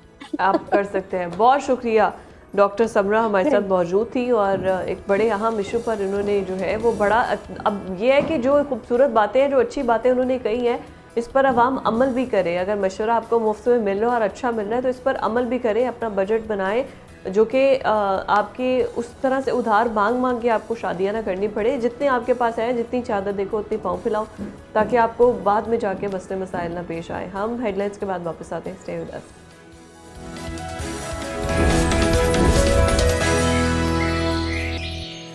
ब्रेक के बाद आपको खुशामदीद कहते हैं और अभी हेल्थ सेगमेंट में हम आपको जिस इशू पर बात करने जा रहे हैं वो है आपका वेट लॉस के हवाले से। अच्छा भाई, ये है कि सर्दियों में सब मोटे मोटे कपड़े पहन के ना आप जो मर्ज़ी खाते रहें, आपको पता चलता नहीं आपका वेट गेन हो रहा है। हमारी डाइट इंटायरली डिफरेंट हो जाती है समर से, और सर्दियों में चूँकि रातें ज़्यादा लंबी होती हैं तो हम मंचिंग ज़्यादा करते हैं, खाना ज़्यादा खाते हैं, जिसकी वजह से शुरू में तो आपको फ़ील होता नहीं है। और वैसे भी आपने इतने गर्म कपड़े पहने होते हैं कि आपकी बॉडी पर अगर फ़ैट आ भी गया है तो आपको पता भी नहीं होता अनटिल अनलेस के जब गर्मियाँ आती हैं, समर सीज़न स्टार्ट होता है और वो फिर इतनी मोटी जैकेट्स और सारे हुड्स उतरते हैं, शर्ट्स और स्वेट शर्ट्स, और फिर उसके बाद पता चलता है कि जी हमने जो इतना कुछ सर्दियों में खाया है ना, उसके असरात अब नज़र आ रहे हैं। तो आप किस तरीके से एक बैलेंस डाइट रख सकते हैं विंटर्स में भी, जिसमें आपको सारे लवाजमात मिले और आप मज़े की चीज़ें भी खाएं। ये बड़ा ज़रूरी होता है कि कोई आपको ऐसा होना चाहिए जो कि आपको गाइड कर सके कि आप कुछ भी खाएं, आप बस एक पोर्शन अच्छा बनाकर खाएं ताकि आपको सारे न्यूट्रिएंट्स भी मिल जाएं, आपको सारी ग़िज़ाइयत भी मिल जाए, आपका जो खाने को दिल कर रहा है वो भी इंक्लूड हो, और उसके साथ साथ जो आपके वेट है ना उस पर भी इसका असर ना पड़े। ये बड़ा ज़रूरी है। और अभी हम जो वेट लॉस की अगर बात कर रहे हैं वो इसी वजह से कर रहे हैं ताकि जो अगर आपको अच्छी हेल्दी टिप्स थे, हेल्दी टिप्स के साथ साथ ये होगा कि हमारे साथ कुछ वेट लॉस के एक्सपर्ट भी मौजूद होंगे जो कि हमें बताएंगे कि किस तरीके से वेट को लॉस किया जा सकता है और किस तरीके से आप सर्दियों में अपनी डाइट को अच्छा बना सकते हैं ताकि आप जो ज़िंदगी है उस पर असरात जो हैं वो अच्छे आए, और जितना फिट रहेंगे उतना ही अच्छा होगा। अच्छा, उससे पहले ख़बर में आपसे इस टॉपिक पर आने से पहले एक पॉलिटिकल स्टोरी मैं आपसे शेयर करती जाऊँ कि मुल्क भर में 8 फरवरी को आम इंतखाबात हो रहे हैं, और इसके अलावा जो कागज़ात नामज़दगी है उसकी वसूलियों का अमल जो है वो शुरू हो चुका है। पहले भी हम ये डिस्कशन कर चुके हैं कि सुप्रीम कोर्ट की जानिब से कहा गया था कि हर सूरत में 8 फरवरी 2024 को इलेक्शंस हो, आम इंतखाबात हो, उसके हवाले से तैयारियां भी मुकम्मल की जा रही थी। पहले इलेक्शन कमीशन को फ़ंड्स का मसला आ रहा था, लेकिन फिर वो फ़ंड्स भी दे दिए गए, और उसके बाद अब जो लोग भी इलेक्शन जो है वो अपने हलके में कंटेस्ट करना चाहता है तो कागज़ात नामज़दगी उनके लिए जो है वो उनकी वसूलियों का अमल इलेक्शन कमीशन में शुरू हो चुका है। और नवाज़ लीग और नवाज़ शरीफ और शहबाज शरीफ की अगर बात करें तो उनके नामज़दगी फॉर्म हासिल करने के लिए कैप्टन सफ्तर ने मियाँ नवाज़ शरीफ के लिए NA 15 मानसेरा के लिए कागज़ात नामज़दगी जमा करवा दी है। इसके अलावा शहबाज शरीफ ने कराची के हलका NA 242 और लाहौर के हलका NA 123 के लिए कागज़ात नामज़दगी जो है वो शहबाज शरीफ की जानिब से जमा करवाया गया है। मरीम नवाज़ हलका NA 119 से सूबाई असम्बली की सीट लड़ेंगी, और आसिफ अली जरदारी और बिलावल भुट्टो जो कि सिंध में उनकी असर और रसूख काफ़ी है, तो नवाब शाह के लिए NA 207 में आसिफ अली जरदारी उनके लिए कागज़ात नामज़दगी जमा करवाया, जबकि लाड़काना NA 194 से बिलावल भुट्टो जरदारी जो है जो कि चेयरमैन पीपल्स पार्टी है उन्होंने अपने कागज़ात नामज़दगी जमा करवाया, जबकि यूसुफ रज़ा गिलानी ने NA 148 मुल्तान से अपना कागज़ात नामज़दगी जमा करवाया है। सबसे इम्पॉर्टेंट बात यह है कि चेयरमैन PTI इमरान खान ने जो है वो मियाँ वाली, लाहौर और इस्लामाबाद के 3 हलकों से इलेक्शन लड़ने का फ़ैसला किया है, और तीनों हलकों में अपना जो कागज़ात नामज़दगी है वो जमा करवा दी है। जहांगीर तरीन और उनके बेटे ने NA 155, PP 227 और PP 228 में कागज़ात नामज़दगी जमा करवाया है। इसके अलावा इस साल जहांगीर तरीन की जो साहबजादी है महर खान तरीन, उन्होंने भी फ़ैसला किया है कि वो जो पॉलिटिक्स है उसमें सियासी कदम रखेंगी, और उनके PP 227 से कागज़ात नामज़दगी जो है वो जमा करवाए गए हैं। अब्दुल अलीम खान NA 119 लाहौर के लिए उन्होंने कागज़ात नामज़दगी जमा करवाए हैं, और लाहौर से ही वो पंजाब असम्बली की नशिस्त PP 149 से भी उम्मीदवार होंगे। इसके अलावा जो हुमायूं अख्तर खान है वो फैसलाबाद के हलका NA 97 से उन्होंने अपने कागज़ात नामज़दगी जो है वो जमा करवाए हैं, और कराची के जो 7 अजला हैं उनमें भी आम इंतखाबात होंगे, और कौमी असम्बली के जो नशिस्तें हैं कराची से जो जीतेगा वो 22 और सूबाई असम्बली के 47 नशिस्तों पर कागज़ात नामज़दगियाँ जो वसूल करवाने का सिलसिला था वो शुरू हो चुका है, और सिलसिला सुबह शाम तक जारी है। 8 फरवरी को जी आम इंतखाबात होंगे, बलूचिस्तान के अंदर भी यही है। जो लोग भी बलूचिस्तान के हल्के से जो है वो इलेक्शन कंटेस्ट करना चाहते हैं तो उनके भी जो कागजात नामजदगी है उनके भी वसूलियों का अमल शुरू हो चुका है। मुल्क भर में जो लोग भी, जो पॉलिटिशियंस जो कि इलेक्शन लड़ना चाहते हैं वो अपने कागजात नामजदगी जमा करवा रहे हैं। कोयटा में कौमी असम्बली की 3 और सूबाई असम्बली की 9 नशिस्तों के लिए 12 आरओज़ और 18 असिस्टेंट आरओज़ जो है वो उनको तलब कर लिए गए हैं और बल्कि मुकर्रर भी कर दिए गए हैं। ब्यूरोक्रेसी को पहले ख़त लिखा गया था इलेक्शन कमीशन की जानिब से कि रिटर्निंग ऑफिसर चाहिए हैं, तो 12 आरओज़ जबकि 18 असिस्टेंट आरओज़ रिटर्निंग ऑफिसर जो है वो बलूचिस्तान में यानी कि कोयटा में मुकर्रर कर दिए गए हैं, जो कि अपनी ड्यूटी सर अंजाम देंगे। अब देख के ऐसा लग रहा है कि जैसे आम इंतखाबात की तैयारियां जो है इलेक्शन कमीशन की जानिब से तो पूरी कर ली है। ब्रेक के बाद वापस आते हैं।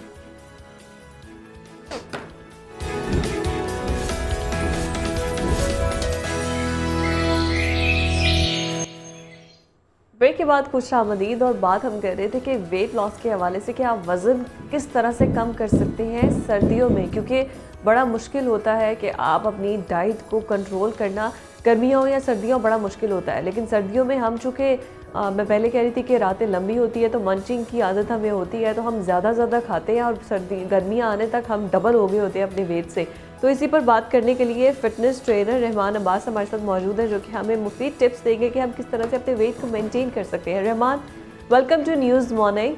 सर्दियों में डाइट कैसे बैलेंस्ड कर सकते हैं, किस तरीके से पोर्शन में डिवाइड करके कि हमारे चस्के भी पूरे हो जाए और हमारा वेट भी ना बढ़े? फर्स्ट ऑफ ऑल अस्सलाम वालेकुम, गुड मॉर्निंग। सब कैसे हैं? ठीक है। और सर्दियाँ आती हैं, सिचुएशन बदल जाती है, डाइट सारी हैवी हो जाती है, नट्स आ जाते हैं, दिल करता है ऑयली थोड़ी सी पकी हुई चीजें, हलवा जो फ्राइड आइटम्स खाएं। नेचुरल फीलिंग है, हो जाता है।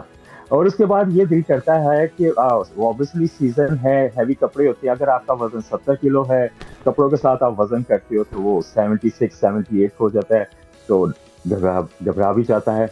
अब मैनेज कैसे करना है? मौसम है, विंटर है, सिचुएशन ऐसी है, खाना पीना भी बंद नहीं करनी, जाहिर बात है, मेरे भी जज्बात है, मैं भी खाता हूँ। हम इस तरह डिवाइड कर सकते हैं कि आपका ब्रेकफास्ट अच्छा हो। अगर आपने नट्स वगैरह खाने हैं तो मॉर्निंग में इसको मैनेज कर ले ब्रेकफास्ट के साथ। अब इसमें शर्त एक ये है कि मेंटेन कैसे करना है। ऑब्वियसली स्वेटिंग नहीं होती। अब उसमें ये करे ग्रीन टी या कॉफी 2 से 3, जिस तरह भी मौसम चल रहा है, आप उसमें डिवाइड कर सकते हैं ताकि आपकी कैफीन इनटेक अच्छी रहे। 300 mg है, बट उसके साथ आपने वर्कआउट भी करना है।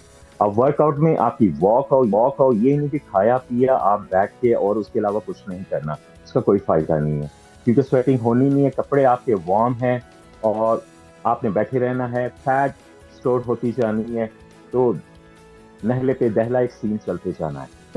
वर्कआउट आपने मॉर्निंग या इवनिंग में, जब भी आपके पास फ्री टाइम हो, उसमें आपने मैनेज करना है। डिनर में, लंच की भी मैं बात करता हूँ, डिनर में आपने कोई भी हैवी चीज नहीं खानी, आपने लाइट मूड। उसमें बेस्ट ये है आज के सीजन के हिसाब से, आप सूप ले लें विद सैलड ले लें, बेस्ट इजी और अफोर्डेबल। सूप तो आप डिफरेंट फार्म में भी मिलते हैं, ये घर बना सकते हैं, उसके साथ सैलड की एक प्लेट ले लें, बॉडी भी वार्म होगी, कैलोरीज भी मिल गई, बर्निंग प्रोसेस भी हो गया। लंच आप अच्छा कर सकते हैं, लंच में आप बीन्स ले लें, बाकी चीजों को आप मैनेज कर लिया। सीजनल कोई अगर स्वीट है तो उसको आप ले सकते हैं। ब्रेकफास्ट का बताया, उसमें आप नट्स ऐड कर लें। लंच बताया कि सीजनल जो चीजें आई हैं उसको ऐड कर लें। डिनर का मैंने बताया कि उसमें आप सूप कर लें, लाइट जो आपको वार्म भी रखें और आप एक्टिव भी रहें, क्योंकि रात को अगर आपने फैटी चीजें खानी है, वो समझ लें डबल ट्रिपल रात को हो जाना है, क्योंकि हार्मोन सर्कुलेशन आपकी स्लो होती है। जैसे ही आप बैठते, वो चीजें आपके बैड फैट में चेंज हो जाती हैं। लेकिन रहमान, ये देखिए विंटर्स के अंदर रातें बड़ी लंबी होती हैं, आपने डिनर इतना छोटा सा करवा दिया तो फिर सारी रात, और फिर आपको पता है कि यहाँ पर ट्रेंड भी है कि लोग सोते नहीं है 12-1 बजे तक, और शाम जो है वो 5 बजे तो शाम हो जाती है, अंधेरा हो जाता है, तो वो इतना लॉन्ग पीरियड चलता है। फिर उसकी वजह से स्नैक्स खाने को दिल करता है, लोग मंचिंग की तरफ जाते हैं, टीज भी, आई थिंक टी कॉफीज भी चल रही होती है रात को। मगरिब का टाइम मगरिब 5 राउंड अबाउट हो जाती है, उसके बाद 5:10 पे बिल्कुल अंधेरा हो जाता है। हाँ, मैं इतना जालिम नहीं, मैं इसका सोल्यूशन भी बताता हूँ। आपने 8, 9, 10 जो भी आपका पैटर्न है, नाइट पैटर्न में आपने वो डिनर कर लिया, उसके बाद पीनट्स आप ले सकते हैं, मूंगफली ज़ाहिर बात है एक सीजन है, ये नट के डिफरेंट आप सर्विंग आप रख लें, बहुत ज्यादा नहीं, लेकिन उसमें कोई भी मौसम हो, आपने फूड वो खाना होता है जो फौरन डाइजेस्ट हो जाए। आपने लेट नाइट रोटी नहीं खानी, आपने लेट नाइट कोई ऑयली चीज नहीं खानी, चाहे मैं हूँ, कोई भी नॉर्मल पर्सन है, मैं नॉर्मल में लेता हूँ, कोई भी नॉर्मल पर्सन है, तो उसमें अपने फिटनेस को मेंटेन करना है, लाइट फूड, लेस कैलोरीज आपने लेनी है, क्योंकि लेस कैलोरीज ठीक है, आपकी रिकवरी हो जाती है। हाँ, सूप आप दोबारा ले सकते हैं, सैलड आप राइट। दोबारा ले सकते हैं, पीनट्स खा सकते हैं, नट्स खा सकते हैं, जो अफोर्डेबल है। मैं ये नहीं कहता कि आपने स्पेशली ये वाली चीज खानी है तो तभी ये चलेगा, नो, अपनी पॉकेट के हिसाब से जो सीजनल है, नट्स आप ले लें, टेम्परेरी क्रेविंग है, रिकवरी हो जाएगी। या कोई आप फाइबर बिस्किट्स आप ले सकते हैं, फाइबर आपको मिल जाएगा, मूड चेंज करने के लिए परफेक्ट है। थोड़ी सी चॉकलेट ले सकते हैं किसी भी फॉर्म में मूड चेंज करने के लिए, दैट्स इट। इसके अलावा अगर आपने ऑर्डर्स वगैरह करनी है, चीजें बाहर से आनी है, टोटली आप खुद को किल कर रहे हो, आप फैट कर रहे हो। जब आपका सीजन ये आउट होना है तो आप जैसे कपड़े उतारने आपको पता चलेगा मशीन के ऊपर आए तो मशीन तो डबल बता रही है। तो इसलिए बेस्ट वे ये है, क्रेविंग खत्म करने के लिए डिफरेंट फॉर्म में उसको डिवाइड कर लें। मुझे लगता है कि मैंने लेट नाइट वर्क करना है तो मैं नट्स के डिफरेंट फॉर्म रखूंगा। मुझे लगता है कि मुझे फाइबर की जरूरत है तो मैं फाइबर के एक आध बिस्किट इनफ है, बड़ा बिस्किट होता है इनफ है। या मुझे लगता है कि मेरा मूड स्विंग कर रहा है तो मैं चॉकलेट थोड़ी सी ले लूंगा। तो ये पैटर्न है। आपने सीजनल भी चीजें खानी, अगर कोई हलवा जात घर में बने हैं, क्योंकि अब तो आपको पता है कि बनने हैं, तो आप उसको लंच टाइम के आसपास रख लें, आफ्टरनून में रख लें, आपको लेट ना रखें, ताकि वो ये ना हो कि, क्योंकि आपने सो जाना, स्टमक में तो वर्किंग करते रहना ना, उसके अंदर आप हैवी चीजें डालते जाते हो और स्टमक कहता है कि बेटा आप बस कर दे, इतनी हैवी चीजें डाल के खुद सो गया तो मुझे काम पे लगा दिया। तो इन चीजों का ख्याल रखना चाहिए। तब की तो बार बार कहता है कि भूख लगी है, खाना है कुछ, मुझे खाने को दो, तो तभी तो हम लोग फिर इस तरह की चीज़ें खाते हैं। अच्छा, एक्सरसाइज विंटर में किस टाइम करनी चाहिए है? क्योंकि अगर तो रात के टाइम या शाम के टाइम किया तो एक्सरसाइज के बाद तो अब यू सजेस्टेड कि सिर्फ सूप या सैलड्स खाना चाहिए, तो what is the right time for exercise? Well, इसको कंपैरिजन में अपनी लाइफ के साथ करूं, क्योंकि हर पर्सन का लाइफ पैटर्न डिफरेंट है। मैं अपनी लाइफ के साथ कंपेयर करूं, कोई भी थोड़ा सा टाइम शफल हो जाता है। अगर कोई जॉब करते हैं, कोई घंटा लेट आ रहा है, कोई घंटा जल्दी जा रहा है, या किसी का अपना बिजनेस है, तो वो भी मीटिंग का स्केड्यूल एक जैसा नहीं, तो इसलिए मैं एक पैटर्न नहीं बता सकता, क्योंकि एक पैटर्न बताते हैं तो ऑडियंस कहती है रहमान भाई ने ये बताया तो हमें तो इस पैटर्न पे करना, और इस टाइम पे हमारे पास टाइम नहीं है, तो इसलिए मैं एक पैटर्न नहीं बताऊंगा। जब आपको टाइम मिले अपनी लाइफ के हिसाब से, चाहे मॉर्निंग है चाहे इवनिंग है, आप उसको सेट कर, लेकिन वर्कआउट करना है। अब सम टाइम मुझे मॉर्निंग में मिलता है, सम टाइम मुझे इवनिंग में मिलता है, लेकिन मैं मैनेज करता हूँ। उसमें विंटर के हिसाब से आपने ये करना है, अगर आपका वेट लॉस है या वेट गेन करना है, अगर वेट गेन करना है तो कार्ब्स एक स्मॉल बाउल आप ऐड करें। अगर वेट लॉस करना है, स्पेशली कॉफी, ग्रीन टी, अगर लेमन आपको सूट करता है, क्योंकि सम टाइम लोगों को कुछ चीजें अच्छी नहीं लगती, तो वेट लॉस में आप कॉफी के अंदर या ग्रीन टी में तो फ्लेवर मिल जाता है, कॉफी के अंदर हाफ लेमन, लेकिन ऑर्गेनिक हो, फार्मी ना हो, तो वो ऐड कर सकते हैं। वेट लॉस के लिए अच्छा है, जल्दी आपका मेटाबॉलिज्म तेज होता है। प्लस 1 ऐड योक नहीं ऐड करनी, आपको protein, caffeine, energy, warm feeling मिल गई, आप वर्कआउट के लिए रेडी। लेकिन ये 15 से 20 मिनट पहले, उसके बाद आपने वर्कआउट करना है, स्ट्रेचिंग। आई थिंक जिस तरह ये सीजनल है, चीजें चल रही हैं, तो नाइट पैटर्न ज्यादा अच्छा लगेगा, क्योंकि बिस्तर से निकल के वर्कआउट करने को दिल नहीं करता। 99% ऐसी फीलिंग समटाइम मेरी भी नहीं करती, तो खुद को पुश करना पड़ता है, बूस्ट करना पड़ता है। तो ठंड इतनी ज्यादा है, बिस्तर गर्म बिस्तर छोड़ने को दिल नहीं करता। फिर आप अगर ऑफिस वगैरह भी काम कर रहे हैं तो फिर यू मस्ट बी टायर्ड, और फिर घर जाके बस ये होता है कि जाके रेस्ट करें, अच्छा सा कुछ गर्म खाना खाएं और जाके रेस्ट करें। वर्कआउट बिल बहुत कम हो जाता है विंटर्स के अंदर। तो इसका बेस्ट भी ये है ना, क्योंकि मैं पर्सनली खुद को थर्ड पर्सन पे भी रखता हूँ, तब मैं एनालाइज करता हूँ, ऑब्जर्व करता हूँ क्या चीजें मुझे करनी चाहिए, क्या नहीं करनी चाहिए। कि आई एम स्टूडेंट तो मेरी फीलिंग क्या होगी, तभी मैं रिजल्ट ये नहीं कहता कि आई एम कोच तो मुझे ये चीजें करनी है। नो, मैं ये सोचता हूँ आई एम बिगनर, तो मुझे इसको कैसे लेके चलना है, आई एम थर्ड पर्सन, मुझे इसको कैसे लेके चलना है। तो बेस्ट वे ये है कि आप अपने काम से फारिग हो जाएं, मेंटली टोटली रिलैक्स। उसके बाद आप थोड़ा सा वार्म है, बूस्टर के लिए कॉफी ले ले, ग्रीन टी ले ले, बेस्ट सीजन चल रहा है। 2-3 सर्विंग पर डे डिवाइड कर लें, 1 एग ले ले वार्म, वैसे तो एग भी इस वक्त नायाब होते जा रहे हैं, तो जितना है मैनेज वो आप कर सकते हैं। प्लस अगर आपको लगता है तो एक फाइबर बिस्किट ऐड कर सकते हैं, आपका कार्ब, प्रोटीन, वेट लॉस के लिए। वेट लॉस का मतलब ये नहीं कि आपने सारी चीजें क्विट कर दी, ये रॉन्ग पैटर्न है। आप इसको स्टडी कर सकते हैं मेडिकली पॉइंट ऑफ व्यू से। लोग समझते हैं कि एक सर्कल है, उस सर्कल में हम कैद हो गए, ये भी छोड़ दो, वो भी छोड़ दो, सब कुछ छोड़ देना। अल्लाह ताला ने ये सब चीजें खाने के लिए बनाई, बट रूल ये होता है डाइट का मतलब उसको आपने स्केड्यूल करना है, एक साइकिल बनानी, एक सिस्टमैटिकली चीजों को लेकर चलना। आप खाओ सब, टू बी ऑनेस्ट, ये मेरी तरफ से है, गारंटी है, आप खा सब, लेकिन एक पैटर्न और ट्रेनिंग पैटर्न, खाने का पैटर्न, ट्रेनिंग पैटर्न आपका एक होना चाहिए, उसको लेके आपने हम एक्सरसाइज हम करते हैं, हमारी एक्सरसाइज ये होती है कि हाथ को प्लेट से लेके मुंह तक लेके जाना। हम सिर्फ यही एक्सरसाइज कर करके समझते हैं कि हमारा जो है ना वर्कआउट यही हो रहा है। नो देखिए, मैं जब लोगों को ऑब्जर्व करता हूँ, सर्वे करता हूँ कि मुझे अब नया क्या करना चाहिए, 10% लोगों को मैं सर्वे करता हूँ, तो मुझे लोगों को देख के ये लगता है कि 9%, अगर 10 में से 9 को मैं करूँ तो एक जैसी नेचर है, एक जैसा पैटर्न है, बस लाइफ को एक रिदम में लेके चल रहे हैं। 30 वाले 40 के नजर आ रहे हैं, 20 वाले 30 के नजर आ रहे हैं, क्या पैटर्न है, क्यों ऐसा कर रहे हैं? तो माना जो है आपकी किस्मत में है, जितना भी आप 24 घंटे भी भाग लो ना, आप फर्स्ट ऑफ ऑल अगर आपने खुद को चेंज करना है, मेडिटेशन, आपका माइंड कनेक्ट हो अल्लाह से, दिल कनेक्ट हो अल्लाह से, स्टार्ट फ्रॉम 1 नमाज, उससे आप स्टार्ट करें, आपके मूड, सारा दिल, अंदर से माइंड सब चेंज होता जाए। आप इमेजिन करें कि लोगों को पता चल रहा है कि बस एक अफरा तफरी का आलम है, सेहत का ख्याल नहीं है। हम इतने लाइव शोज आपके साथ क्यों करते हैं? वो इसीलिए करते हैं कि लोगों को अवेयरनेस देने के लिए कि प्लीज अपनी सेहत का ख्याल रखें।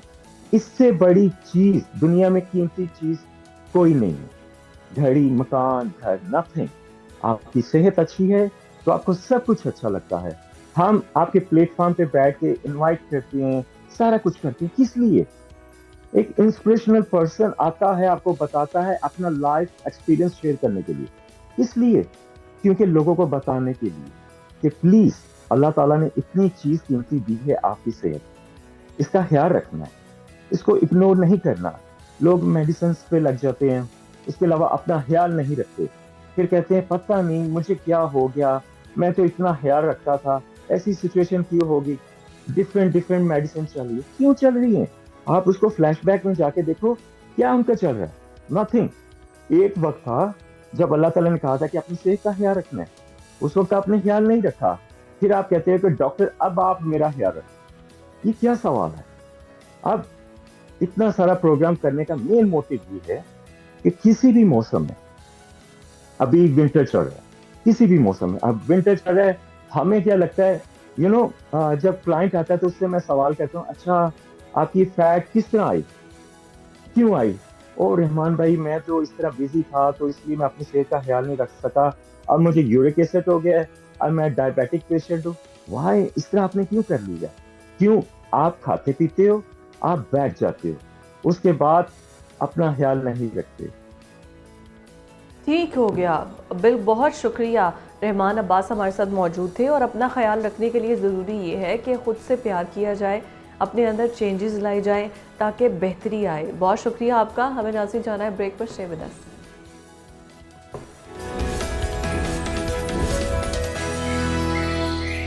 ब्रेक के बाद आपको खुशामदीद कहते हैं, और पिल डैट का एक डेटा मेरे सामने है जो कि मैं आपसे शेयर करने जा रही हूँ। Pakistan institute of legislative development and transparency इसका डेटा ये है जो कि बताता है कि बॉडी शॉप पाकिस्तान के इश्तराक से जमहूरियत का मौरा और नौजवानों के लिए उन्होंने एक मुहिम का आगाज़ किया जिसमें इलेक्शंस के हवाले से कैंपेन्स की गई हैं। और उसमें पता ये चला है इस रिपोर्ट के मुताबिक जो कि 2023 तक पाकिस्तान के अंदर तकरीबन 127 मिलियन रजिस्टर्ड वोटर्स मौजूद है, जिनमें से तकरीबन 55 मिलियन वोटर्स जो हैं वो नौजवान पाकिस्तानी हैं और जिनकी उम्रें जो लगाई गई हैं वो है 18 से 35 साल के दरमियान। और कुल आबादी का ये तकरीबन 43.85% ये टोटल आबादी का बनता है। यानी कि हमारे इंतखाबी मंजरनामे में अगर इसको पिक्चराइज किया जाए तो होगा ये कि 43 मतलब ऑलमोस्ट 44% जो है इसमें यूथ की रिप्रेजेंटेशन होगी जिनकी उम्रें 18 से 35 साल के दरमियान है। आबादी का इतना बड़ा हिस्सा जो है वो यूथ पर मुनहसर है,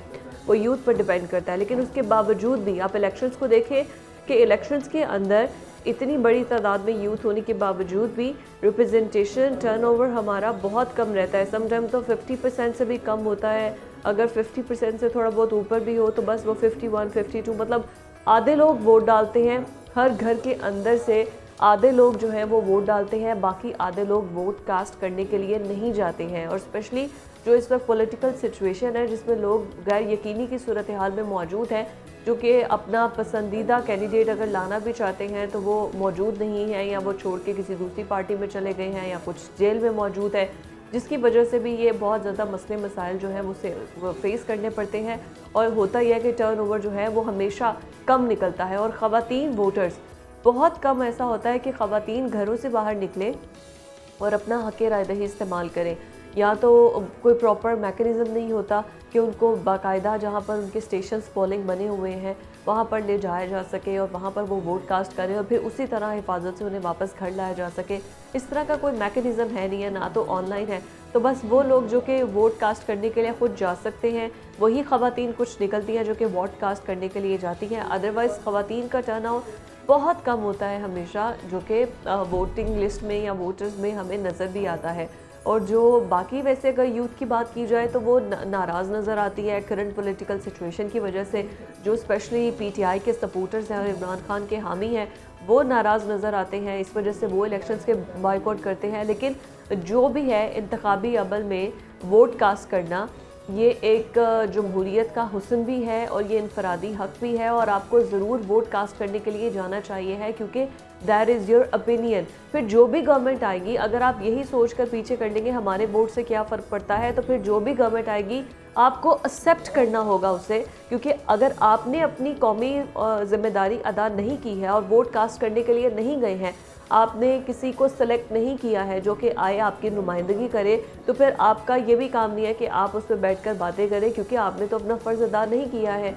तो इसी वजह से वोट को कास्ट करने की बहुत ज़्यादा जो है ना अहमियत है। वोट को कास्ट ज़रूर करना चाहिए है, क्योंकि उससे ये होता है कि इनफरादी हर इंडिविजुअल की आवाज़ से ही डायरेक्टली आप लोग अभी जो हमारा सिस्टम है हम उसमें MNAs MPs को सेलेक्ट करते हैं, इलेक्ट करवाते हैं, फिर उसके बाद वो जाकर आगे प्राइम मिनिस्टर के लिए जो भी होता है उसको इलेक्ट करते हैं।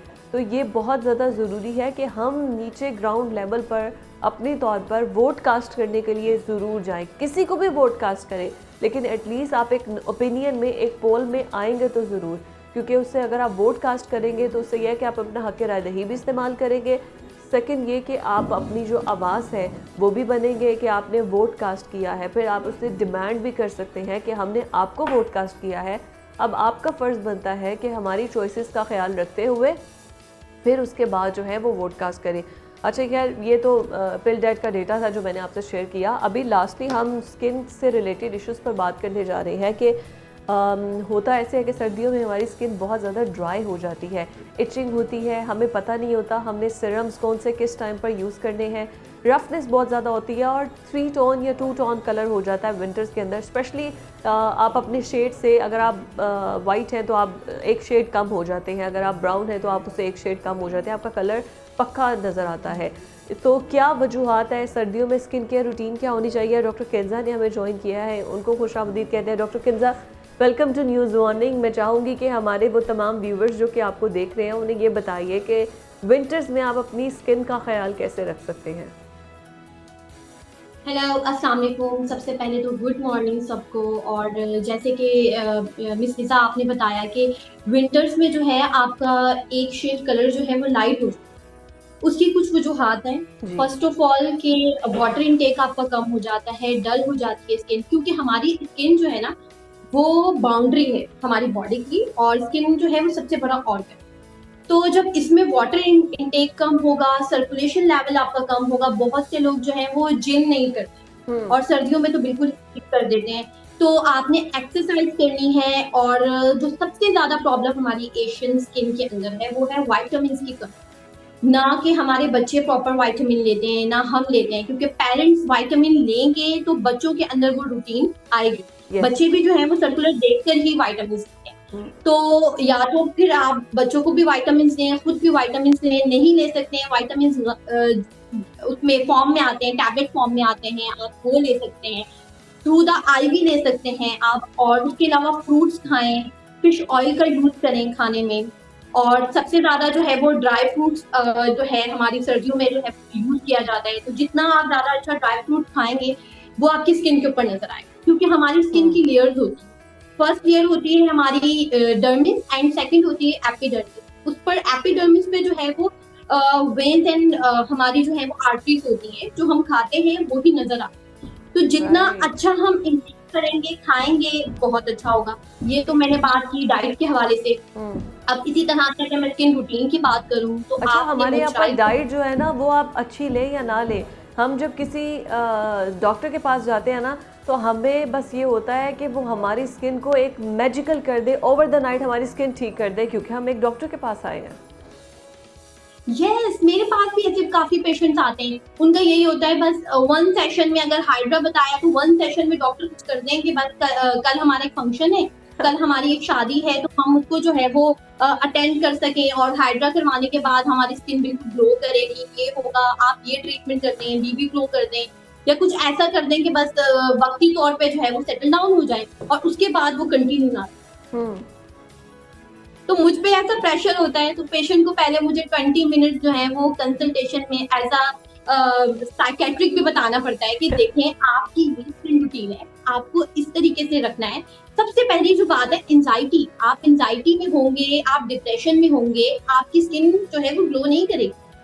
हमारे यहाँ पर एंजाइटी और डिप्रेशन इतना ज्यादा बढ़ गया है कि 13 to 14 ईयर्स के बच्चे जो हैं, जो टीन एज में होते हैं, उस पर ही काफी प्रेशर होता है।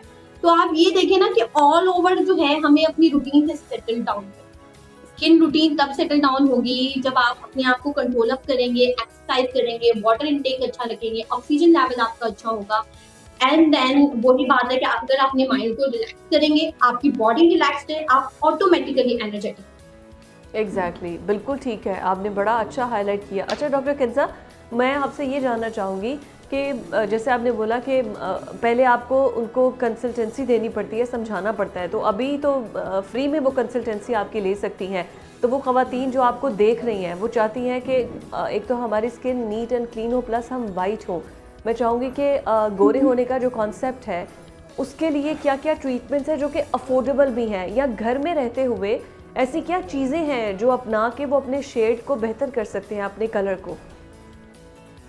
फर्स्ट ऑफ ऑल खुदारा ये मैं कहूंगी कि ब्यूटी क्रीम्स में जो व्हाइटनिंग क्रीम्स होती है ना, उसको प्लीज प्लीज प्लीज अवॉइड करना। वो आपको वक्ती तौर पर तो गोरा करेंगी, जो गोरा रंग है वो आपको जरूर नजर आएगा विद इन 1 वीक के अंदर, लेकिन उसके साइड इफेक्ट्स बहुत ज्यादा है। आपकी स्किन के जो सेल्स होते हैं मीडिया, वो डेड हो जाते हैं बिल्कुल, और जब वो डेड हो जाते हैं तो आपकी स्किन पर एक ब्राउन सा स्पॉट होने लगता है, जिसे हम पिगमेंटेशन एंड मिलास्मा कहते हैं जी। तो please please please avoid whitening creams, bleach, और उसके अलावा ऐसे कोई टोटके मोटके ना करें जो कि आपकी स्किन के लिए जो है वो सूटेबल ना हो, क्योंकि हर एक स्किन होती है जिसको कुछ ना कुछ सूट कर जाता है। कुछ ऐसी स्किन है जिनको अगर रिकमेंड करें वो घर पे होम रेमेडी करते हुए मुल्तानी मिट्टी लगाती है, तो उससे काफी टाइट एंड हो जाती है स्किन, लेकिन हर किसी की स्किन पर हर चीज सूट नहीं करती। तो फर्स्ट ऑफ ऑल अपनी स्किन टाइप को देखें, उसके बाद आप देखें कि आपने अपनी स्किन रूटीन में क्या रखना है। बचपन से आप क्या ऐसा कर रहे थे जो कि आपकी स्किन रूटीन के लिए अच्छा था। लाइक आप घर में बैठकर क्लेंजर्स जो होते हैं नॉर्मल वो कर सकते हैं, अच्छे मेडिकेटेड क्लेंजर्स होते हैं वो कर सकते हैं। उसके अलावा अगर देखें तो वो योगर्ट होता है जो कि बहुत यूज भी होता है, खाने में भी अगर आप यूज करें तो बहुत अच्छा होता है। योगर्ट में अगर आप कुकुम्बर ऐड ऑन करके उसका एक क्लेंजर बनाएं, उसमें विटामिन ई ऐड ऑन करके वो आप फेस पे लगाएं, क्लेंजिंग करें, उससे भी आपकी स्किन बहुत अच्छी मॉइस्चराइजिंग भी होती है और ग्लो भी करती है। हाँ, मतलब ये अच्छा है कि आप अपने जो देसी चीज़ें हैं वो इस्तेमाल करके, सारे प्रिजर्वेटिव्स होते तो यही हैं जो हमें फ्रूट्स में और नेचुरल योगर्ट वगैरह में मिल सकते हैं, वही हमें बाकी मेडिकेटेड चीज़ों में भी क्रीम्स उसी तरह मिलती हैं। अच्छा, ये सीरम्स क्या रूटीन होनी चाहिए विंटर्स में? कौन से सीरम्स या यूज़ करने चाहिए? जैसे हाइलुरोनिक एसिड है, नियासिनामाइड है, इस तरह के सीरम्स यूज़ करने चाहिए? यस, आपको करने चाहिए बट रूटीन और डॉक्टर की प्रिस्क्रिप्शन के बगैर नहीं करना आपने। विटामिन सी आप घर में कर सकते हैं, हर स्किन पर कर सकते हैं, बट हाइलुरोनिक और ऐसे काफ़ी सीरम्स होते हैं जिन्हें यूज़ करने के बाद किचन के काम को आपने अवॉइड करना है। तो वो एक प्रॉपर गाइडलाइन होती है जो कि हमने पेशेंट को देनी होती है। ऐसा नहीं है कि आपने कोई भी सीरम लिया, आप किसी मॉल पर गए, आप किसी शॉप पर गए, वहाँ से आपने सीरम परचेज किया, उसके बाद आपने जो है वो यूज़ करना स्टार्ट कर दिया। ऐसे बहुत सी सीरम्स हैं जो कि आपने यूज करने के बाद किचन का काम नहीं करना, हीट का कोई काम नहीं करना। ओके, विटामिन सबसे पहले आप ये, अगर आप विटामिन लेट्स सपोज इसको थोड़ा सा और डिफाइन कर लें, आप सुबह उठे हैं, उठने के बाद यू वॉश योर फेस, फिर क्या रूटीन होनी चाहिए? क्या सीरम्स अप्लाई करें या कोई सन ब्लॉक करें and you are good to go? Morning आप उठें, वाटर इनटेक के लिए उठें, ग्लास पानी पिएं, ठीक है, फिर फ्रेश होने के लिए जाएं, अच्छा सा कोई भी क्लेंजर जो कि आपकी स्किन को सूट करता है वो करें आप। उसके बाद आपने मॉइस्चराइजर करना है, देन आपने सीरम अप्लाई करना है और उसके बाद आपने 1 आवर के लिए स्किन को छोड़ना है। मेकअप करें, मैं ये नहीं कहती कि मेकअप की मैं अगेंस्ट हूँ या क्या है, मेकअप के बगैर कोई ज्यादा नहीं है, आजकल सब मेकअप करते हैं। मेकअप का मतलब होता है अपनी ब्यूटी को एनहांस करना। हाँ, आप ये नहीं करें कि बहुत ओवर कर रहे हैं या कुछ भी है। मैं खुद मेकअप करती हूँ, अगर मैं देखूँ तो डेली बेसिस पर हमारा काम है, हम मेकअप नहीं करेंगे तो स्किन अच्छी नहीं लगेगी। आप भी करती होंगी जी जी, बट ये है कि मेकअप के साथ साथ स्किन रूटीन को भी अच्छा स्किन रूटीन को अच्छा करेंगे। एग्जैक्टली, आपने हाँ। अच्छा, ये जो हाइड्रा फेशियल है और मुख्तलिफ किस्म के ट्रीटमेंट्स आ गए हैं, क्या ये मंथ में कितनी देर बाद रिपीट करवाने चाहिए हैं और इसके इफ़ेक्ट्स क्या हैं? अगर आप कंटिन्यूसली इसको रखते हैं तो आपकी स्किन पर इसके कितने अच्छे पॉजिटिव इम्पैक्ट हैं? अच्छा, अगर बात की जाए हाइड्रा फेशियल पर, तो अगर ऑल ओवर स्किन प्रॉब्लम्स को अगर हम देखें तो वन सोल्यूशन हमारे पास आता है हाइड्रा। कोई भी डॉक्टर जो है, इवन कि अब तो सैलून्स पे भी हो रहे हैं, तो हाइड्रा जो है ना आइस बंद करके कर सकते हैं। हाइड्रा के कोई साइड इफेक्ट नहीं है क्योंकि इसमें यूज हो रहा है वाटर जो कि पेनिट्रेट होता है आपकी स्किन में जाके। एंड सेकंड, अगर हम हाइड्रा के बेनिफिट्स में बात करें तो वो आपकी डिहाइड्रेशन को सेटल डाउन करता है। 28 डेज के बाद आपकी स्किन साइकिल में होता है कि जो आपकी डेड स्किन है वो ऑटोमेटिकली आपकी फर्स्ट ईयर डर्मिस पे आ जाती है, जिसकी वजह से आपकी स्किन डल होना शुरू हो जाती है। Okay. तो आपने वंस अ मंथ तो अपना स्किन को क्लीन करना ही करना है, स्क्रबिंग भी करनी है आपने वीकली बेसिस पर। लेकिन हाइड्रा जो कि आप देखें लाहौर का वेदर बहुत ज्यादा जो है इसमें फोग है, तो आप किसी टूल के बिना जो है ना अपनी स्किन से वो रिमूव नहीं कर सकते, डेड स्किन रिमूव नहीं कर सकते। क्योंकि मैं अगर देखूं तो सबसे ज्यादा जो प्रॉब्लम होती है पोर्स ओपन हो रहे हैं, कोलेजन प्रोडक्शन आपकी जो है वो लो हो रही है, उसकी वजह से आपका जो है वो पोर्स ओपन होना स्टार्ट हो जाता है, जिससे डस्ट पार्टिकल्स जो है वो अंदर रहना शुरू हो जाते हैं। तो हाइड्रा बेसिकली आपका जो है वो आपकी स्किन को क्लीन करता है, फ्रेश करता है, अगर आम अल्फाज में कहें तो आपका कचरा निकालता है। एग्जैक्टली, बिल्कुल ठीक है। यही तो होता है कि एक्सपर्ट से अगर आप किसी डर्मेटोलॉजिस्ट से पास जाते हैं तो आपकी स्किन को ज़्यादा अच्छे से ट्रीट कर सकते हैं। नाज़रीन, हमें दीजिए इजाज़त। डॉक्टर साहिबा, बहुत शुक्रिया आपके वक्त के लिए। कल मुलाकात होगी। अल्लाह हाफ़िज़।